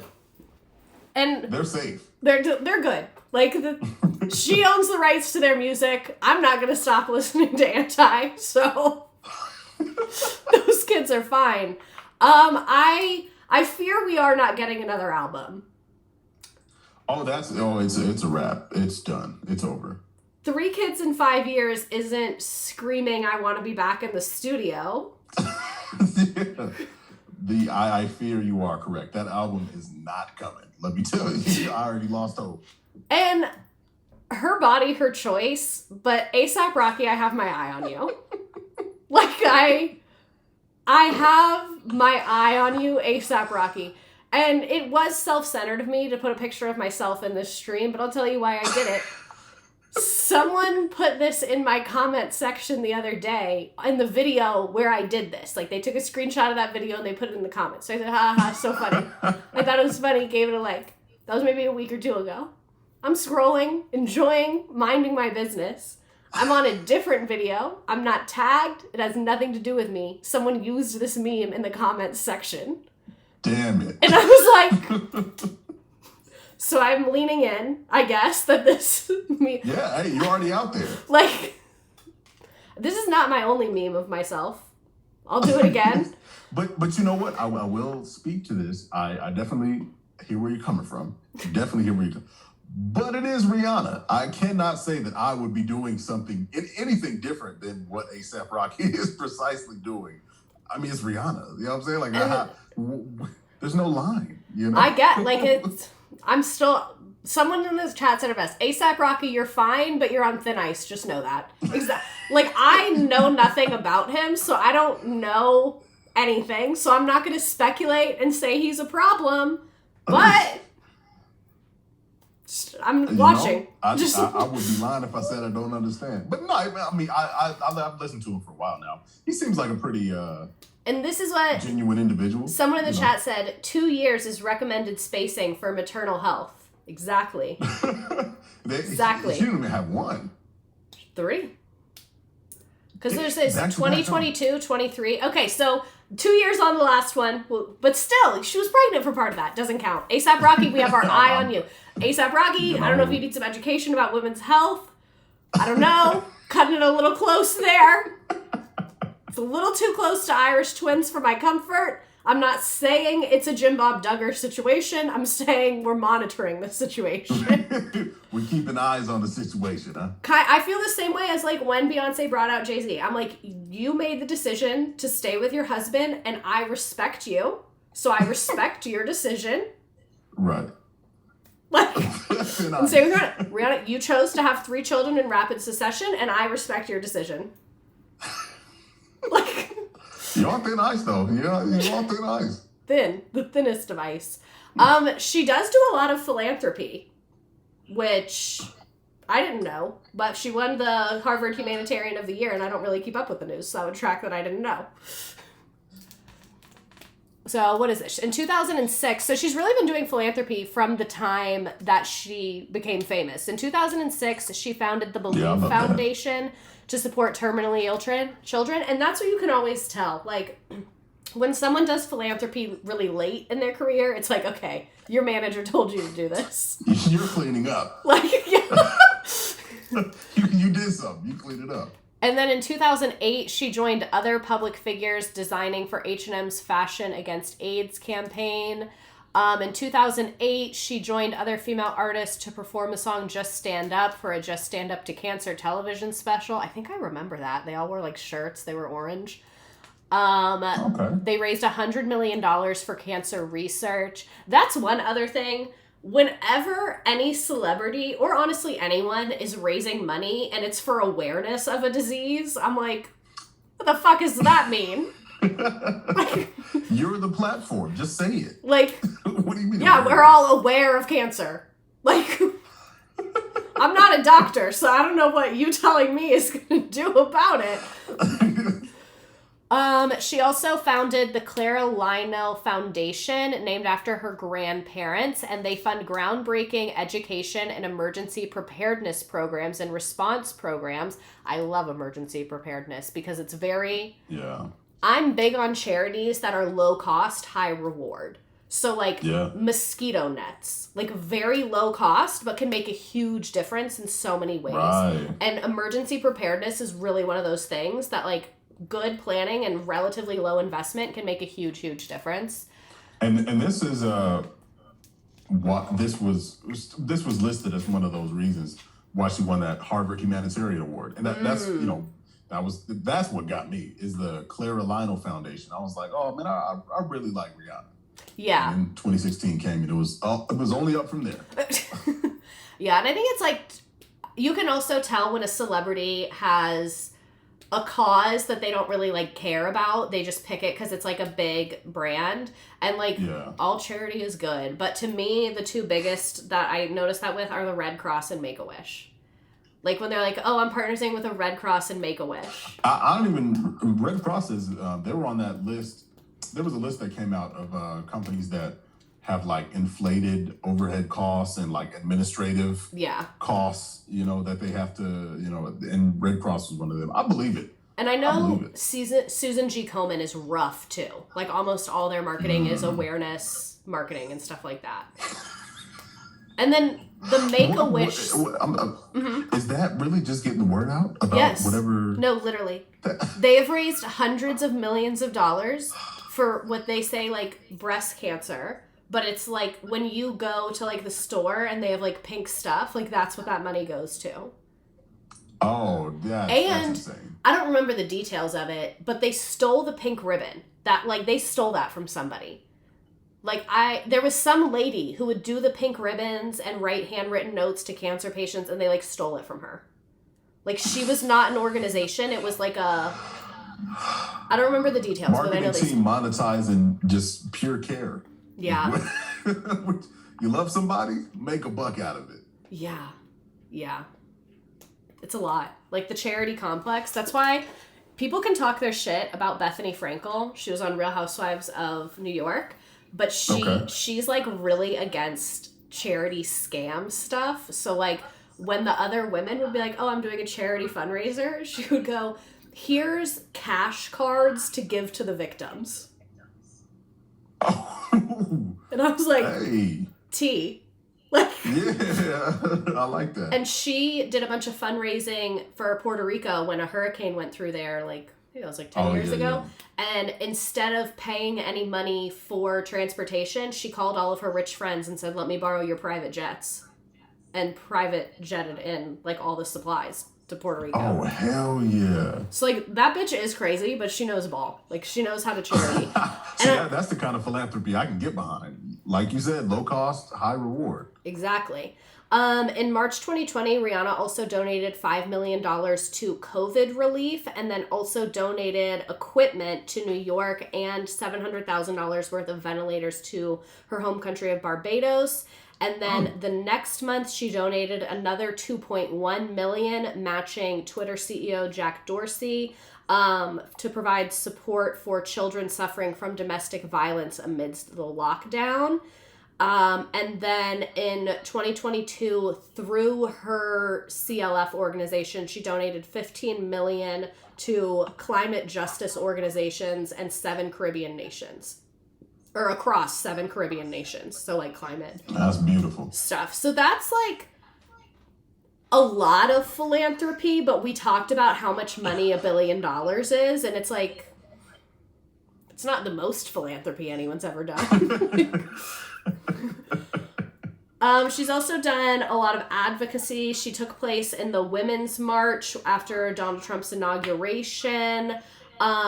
She... Where is this? Voiced her opposition to the Indiana's Religious Freedom Restoration Act, which was like an anti-LGBT act. Oh, I didn't even know that. Yeah, so I would say she's like pretty loud for a celebrity compared to what a lot of her financial peers have done, or I should say not done. Have are some bootlicking ass losers. Do you remember in COVID where they did that Imagine video? Oh my, yeah, oh my goodness. I remember that. I remember that. Why was I was not surprised. Like that. I was disappointed. That to me was the same energy as when for like Teacher Appreciation Week, they'll give us like one Jolly Rancher. And I'm like. It's almost like just don't do anything. Just like celebrate me in name only. If you're gonna do this, like this is even worse than nothing. Like the hell am I gonna do with the Jolly Rancher? And like the thing that I know about the Jolly Rancher and the Imagine video is that before it came out, everyone involved was like, they're gonna love it. Like they were like, confidently, like what the hell was that? Ooh, someone had a good point that I'll bring up later too. XC Borgium, I feel like you should do enough philanthropy that you're not a billionaire anymore. Exactly. Exactly. So, will we be able to eat the billionaires when we get to her house? I don't know. She's definitely not first on our list. There's lots of other criminals that are higher on my list to harm. I tried to find info about how much she pays in taxes, but that's not... Yeah, it's not going to happen. It's not going to happen. So fair.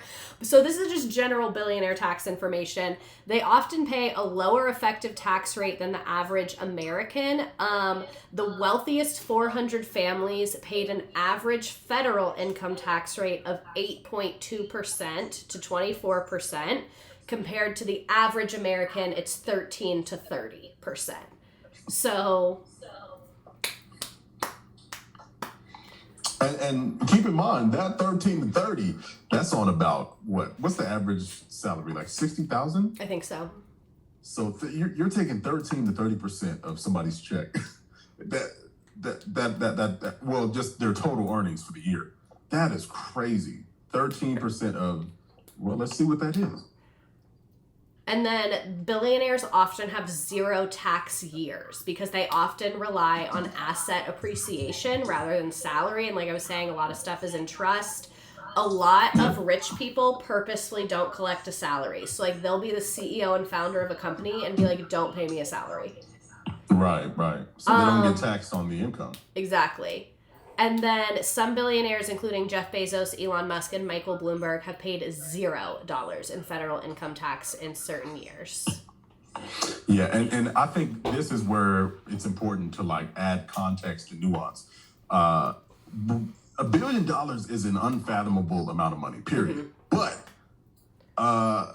Jeff Bezos, Elon Musk, and Michael Bloomberg, just them three alone, even if those were the only billionaires here, we could tax them effectively maybe like 10%, and we would not need the taxes from people who have less than $5 billion. Like, even if we move the scale up, what Rihanna has, the estimated top end is like 2.5 billion, right? Still not even a fraction of the of the hoarding of wealth that these billionaires have, like, which is crazy. And like, I'm bougie. I love spending money. I love luxury experiences. You can only own so many houses. You can only have so many boats. You can only have so many pools. Like, at a certain point, your life is not getting better, and it's just about ego and power.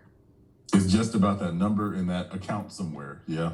Because, like, even if you have $10 billion, if I took away half of it, your life is probably not going to change on your day-to-day. Probably.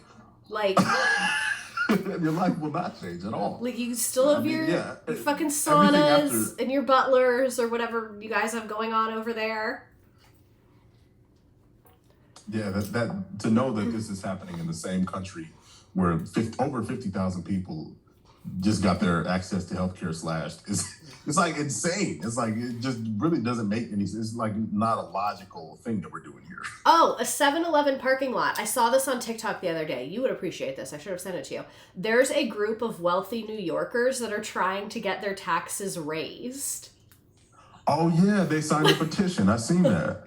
And that's what the guy in the video I saw, he was like, what? An account somewhere is going to be a little lower? I still go on my morning walk. Like, he was like, literally did not give a fuck. Not to mention, like, really, like, an entire year's salary of the average New Yorker could be taken away from these billionaires, and they literally would not know. They have to, they like, even with Rihanna, here, you have to find out and then sue the person who stole from you because you have some money that you cannot, keep track of it all. Yeah. So the accountants, they shave numbers off and like they do with Rihanna, but I can only imagine what that would be for somebody with the level of money that she has now, compared to the tour that she was doing back then when it was only $9 million. Yeah. God. And then this is from a more official study as opposed to just like that think piece, but it kind of is similar numbers that when they studied it, the top 400 families, here, scoot your mic a little bit. Sorry, I can hear myself again. Oh yeah, I got you. The top 400 families averaged 24% in 2018 to 2020 compared to 30% for the full population and 45% for the top labor income earners. So top labor income earners, that's celebrities like you're thinking of. People that make maybe $3 million a year and they have a late night TV show and they're a household name. They're paying about 45% in taxes. Billionaires are paying less than like half of that when they're the ones actually raking in all of the money. And basically their charitable donations do not make up for it, is what they found. I guess some people's logic is let them do philanthropy. Well, they're not doing it that much. Yeah. What if the philanthropy was state mandated? Just a thought. What if we stop calling it philanthropy and then Just actually invest in society. You're like, riddle me this. Instead of creating a philanthropy for cancer research, we just charge taxes and fund research. Gotta skip a step, if you will. Like, what the hell? And you know what's crazy? The more, and I'll have some examples, but the more moderate people, I hate how they're called radical. Like, I hate how people call, for example, Bernie Sanders radical. And when he's so reasonable. Like, yeah, like I am radical. Nobody if I were making any of the rules, nobody would make over $900 million.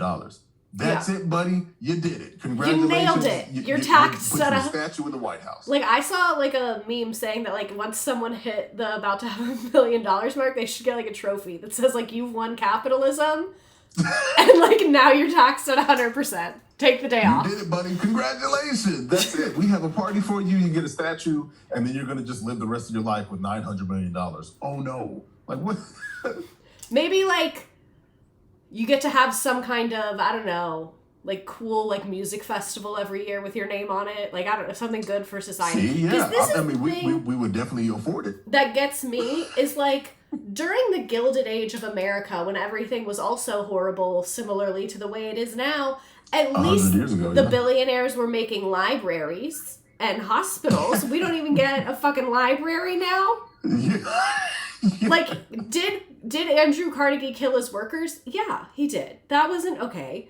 But he also created Carnegie University. So, like... Yeah, like Carnegie Hall. And I think the billionaires are forgetting that we need to be bribed and appeased. And I, for one, am ready for my bribes. They're not forgetting that now with these warehouses getting set on fire. They're not forgetting. They're quickly remembering. And then I saw that someone tried to, like, burn down the ChatGPT guy's house. Yeah, I did twice. See that, yeah. And, like, they came back. Like...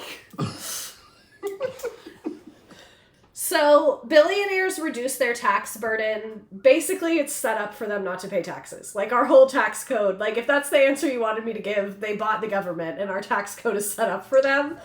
But basically, specifically, unrealized gains. So, like, if I have stocks in real estate, and the value is going up, I own that. That's my wealth. But I haven't sold the house, so I don't have to pay taxes on that yet. Because I didn't make that money. I didn't sell the stock. It's just sitting in the account. So, like, their money's making money for them, and they don't have to pay taxes on it. But some fucking how, I have to take my check from being a substitute teacher and pay taxes on it before I fucking take it to Aldi to buy shitty groceries. And then a lower capital gains rate. When they do sell assets, they pay a capital gains rate rather than income tax. So, they hate us. Basically, if you have a job, you fucked up, and you should have been a billionaire. That would have been smarter. Should have rolled a better dice, buddy. So, I liked this, your policy over pitchforks. Explain this a little bit. What are we looking at? Yes, this is kind of the point that I wanted to make, too. These are seen and kind of like put into the lexicon as radical reformations or radical changes. But, you know, for now, the burning of these warehouses, all of that, I like that people are taking action. I love it. Maybe we could do things that will be here in 5 years, because burning these things really doesn't do much to alleviate or change these things long term. So policy over pitchforks. These are two policy provisions that have been put forth. Now, I don't know what state people are in on the chat. I don't know if you can call your senator or whatever if you like. But that's not really what this is for. These are options of what we could do. So Sanders and Ro Khanna made one called the Make Billionaires Pay Act. 5% tax on wealth over $1 billion every year. That's very easy, and we could do that with no problem. 5% is so reasonable. Like, if you and I were in charge, we'd be nothing. Like 93 is where we're starting negotiations. Right. Like, it's literally not. But these are what's deemed radical in our current politics. These are the radical positions. 5% on tax over $1 billion, and that's only around 938 billionaires in America. Now, Elizabeth Warren, who I very much appreciate as well, the same, but 2% tax on wealth over 50 million instead of 1 billion. So it's like a little bit of a lower ceiling, but still, like, regular people would not be affected.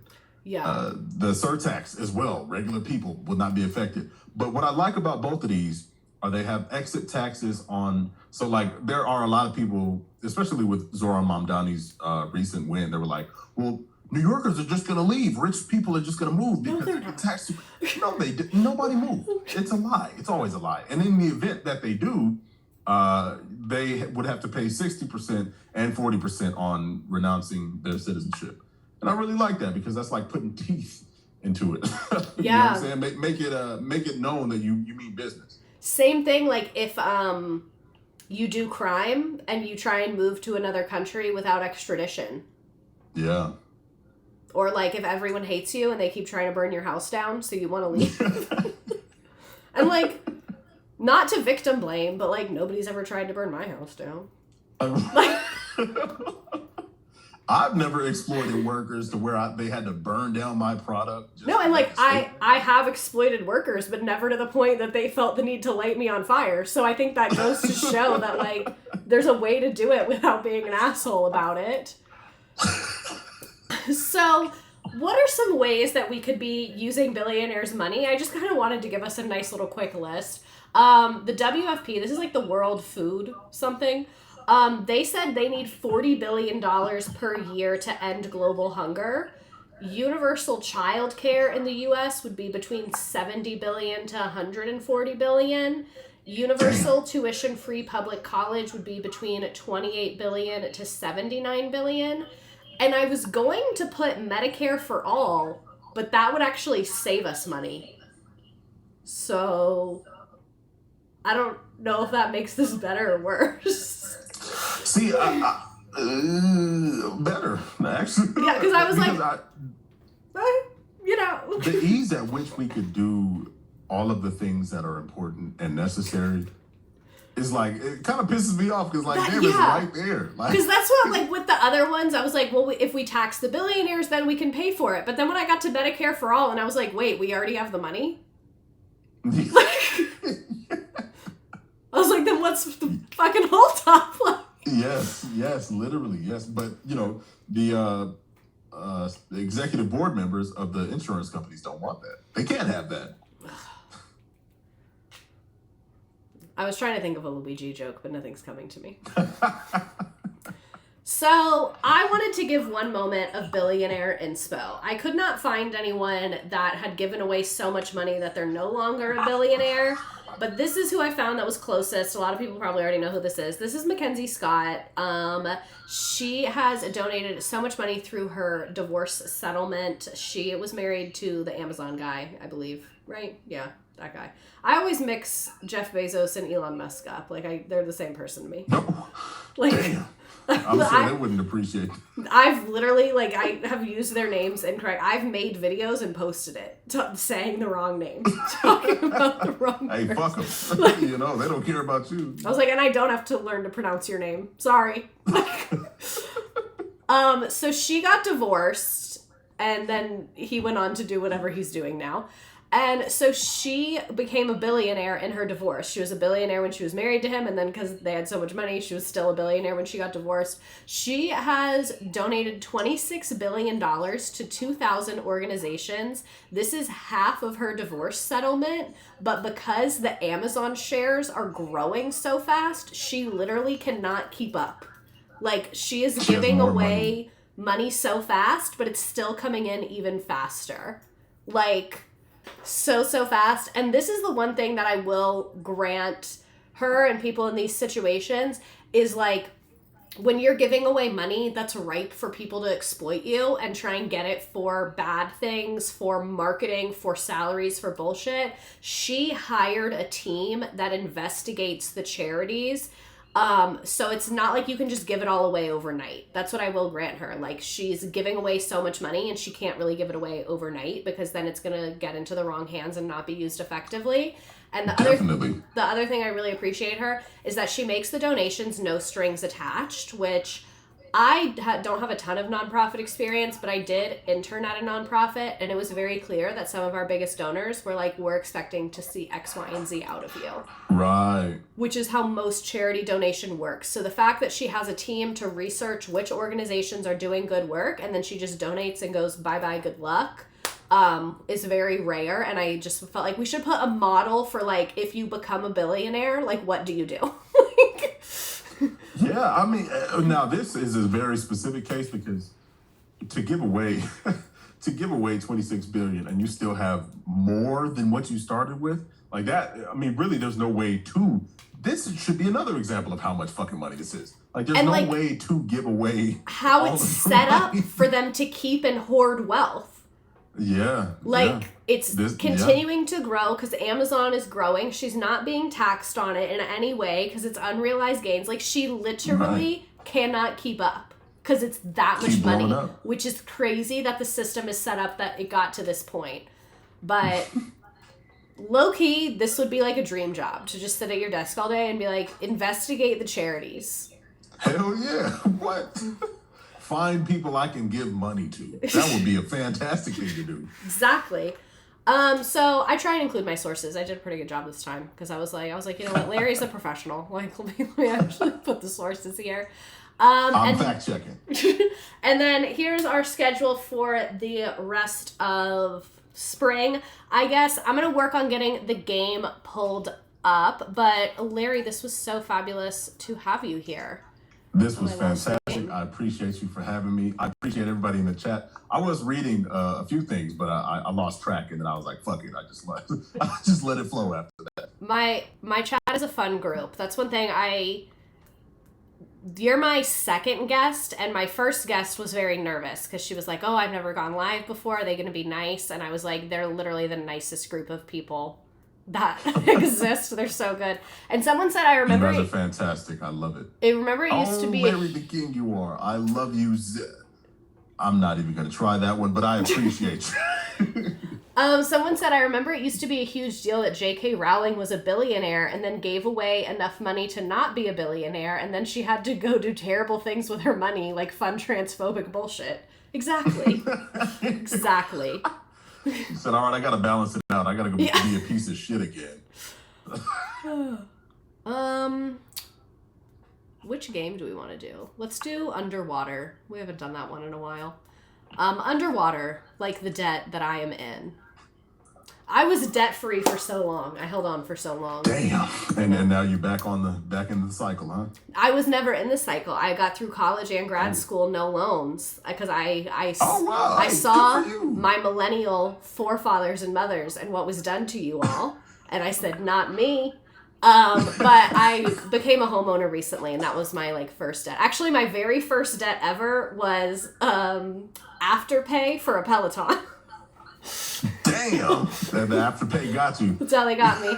I paid it off though, and then I bought a house, and I was like, oh, the shackles of debt. Here we are. Well, I'm rooting for you. And Des says, Larry, thank you for being here and your expertise. Sorry, we're so ADHD. No, I knew he'd be fine. This is fantastic. You have no reason to apologize. That's why I liked that we had, because a lot of times I'll do this and I have 100 slides. So when we landed at 40, I was like, that'll be perfect because I know we'll get distracted. Oh, yeah. And then for any of our new people here, this is our game. We play a little trivia game at the end of each stream. The directions are on the screen. It's not going to ask you to download anything. You don't have to make an account. We don't need all of your blood promises and data and all those things. It will ask you your name. If you don't want your name to come up, don't put it on there because it'll come up on my screen. Underwater theme means I choose the octopus because it's funny to me that he wears the underwater helmet. Yeah. I'll give people a couple more minutes. My iPad is on 2%, so if I do die, I didn't leave on purpose. It was against my will. Perfect timing. Well, you'll probably catch a few moments of this this lovely little game here. And some people do have memes at the end, so I'll send you any if the gods take you sooner. Please send them all. I want all the memes. Yeah. I'll wait a couple more moments. I know it takes. There's a delay. My nephew, he was like, we were playing basketball, and my sister was recording, and then he said, what did he said, I hope you're not clip farming. I said, what the fuck is that? He said, I didn't know that was a thing. Like people do and say things just to get, like a meme or a clip of a video. So that's part of why I am like objectively not that successful on Twitch, because I don't do that. So like, because like you were here tonight, you see it's a long conversation and it's not clippable. Like it's just not. All right. There's a fair amount of people in this. If you want to join the game and you haven't yet, it'll let you join late. It'll just be harder to win. So just know that. And see what I mean? Like even if they're a sea creature, it gives them the scuba helmet. Which is crazy, because why did they need helmets? This is literally like a children's game that I used in my classroom that I've like, I don't know what the company thinks I'm doing with this account, but they have to have questions. So it's questions relevant to the stream. Like I make the questions. Okay. But like the company has pre-made questions, so it'll be like, do you want to do 3rd grade math? And I'm like, no, do it myself. Like, and then mine's this. And then your questions, I'm assuming, are not 3rd grade math. No, I make them. So how big is a billion? Too big. It's too big. And it used to let you put pictures, but it hasn't been working recently. Where is Rihanna from? Oh, Larry, he disappeared. I will send him you all's love, though. That 2%, that iPad. I hope you all like having a guest. You behaved very well. Miss Redacted isn't like Planet Fitness. She doesn't need the data. Oh, Planet Fitness.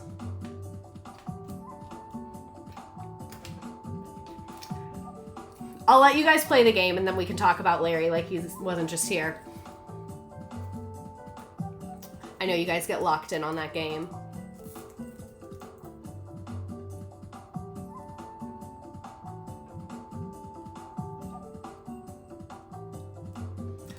Who did she do a clothing line with in 2016?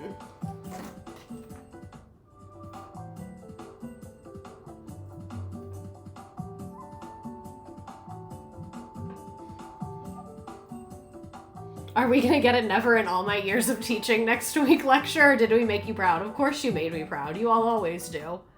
You're a really amicable group of people. I feel like I could bring anyone and you guys would be pretty nice unless they were like a war criminal.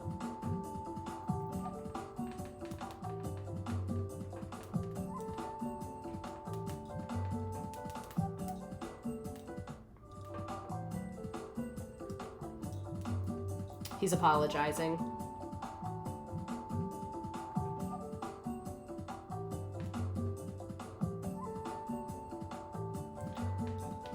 Oh, the Artemis missions? I don't know. I think science is cool. I think that research is cool. I think it's good when we fund those things, but I also think it's cool when we like fund like healthcare and stuff like that. I don't have like a ton of feelings about it. I see why some people are super into it. I see why some people are annoyed about it. Some people think it was fake. I think those people need media literacy.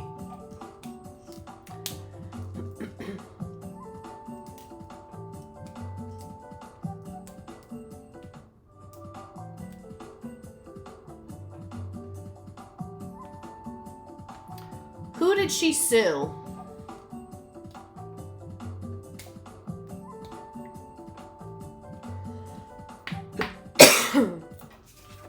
Ugh. God, I feel like garbage. I'm on my period. Sucks. I had chicken Caesar salad for dinner. That shit was good, though. Who did Rihanna endorse in 2024?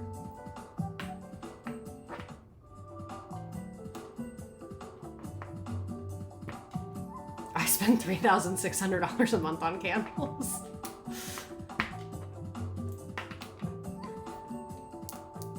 When NASA returns real humans to the moon surface in 2028, I wouldn't want to be anywhere but with Miss Redacted in this community. So on principle, I don't go anywhere that I cannot breathe. So I don't scuba dive, and I will not be going to the moon, is how I feel about it. Lemur Banana, I knew that was you. It was funny. Dun, dun, dun, dun, dun, dun, dun. And there is no such thing as an ethical billionaire. Even Rihanna. It's eat or be eaten. And she ate. What are we learning about next week? My spiritual beliefs. I'm not religious, but I am spiritual, and I feel like people would kind of be curious about this because they're not that interesting, but I think to you all they might be. In first place, Lemur Banana with I spend $3,600 a month on candles. Then Jeff Bezos, I'm in your walls. Eat the Rich, 1-800-MEGAN, Smelly It, Seaboard GM, Ponde Desde, Gluten, Emily, Lola, A Dutch Bros Parking Lot, and M.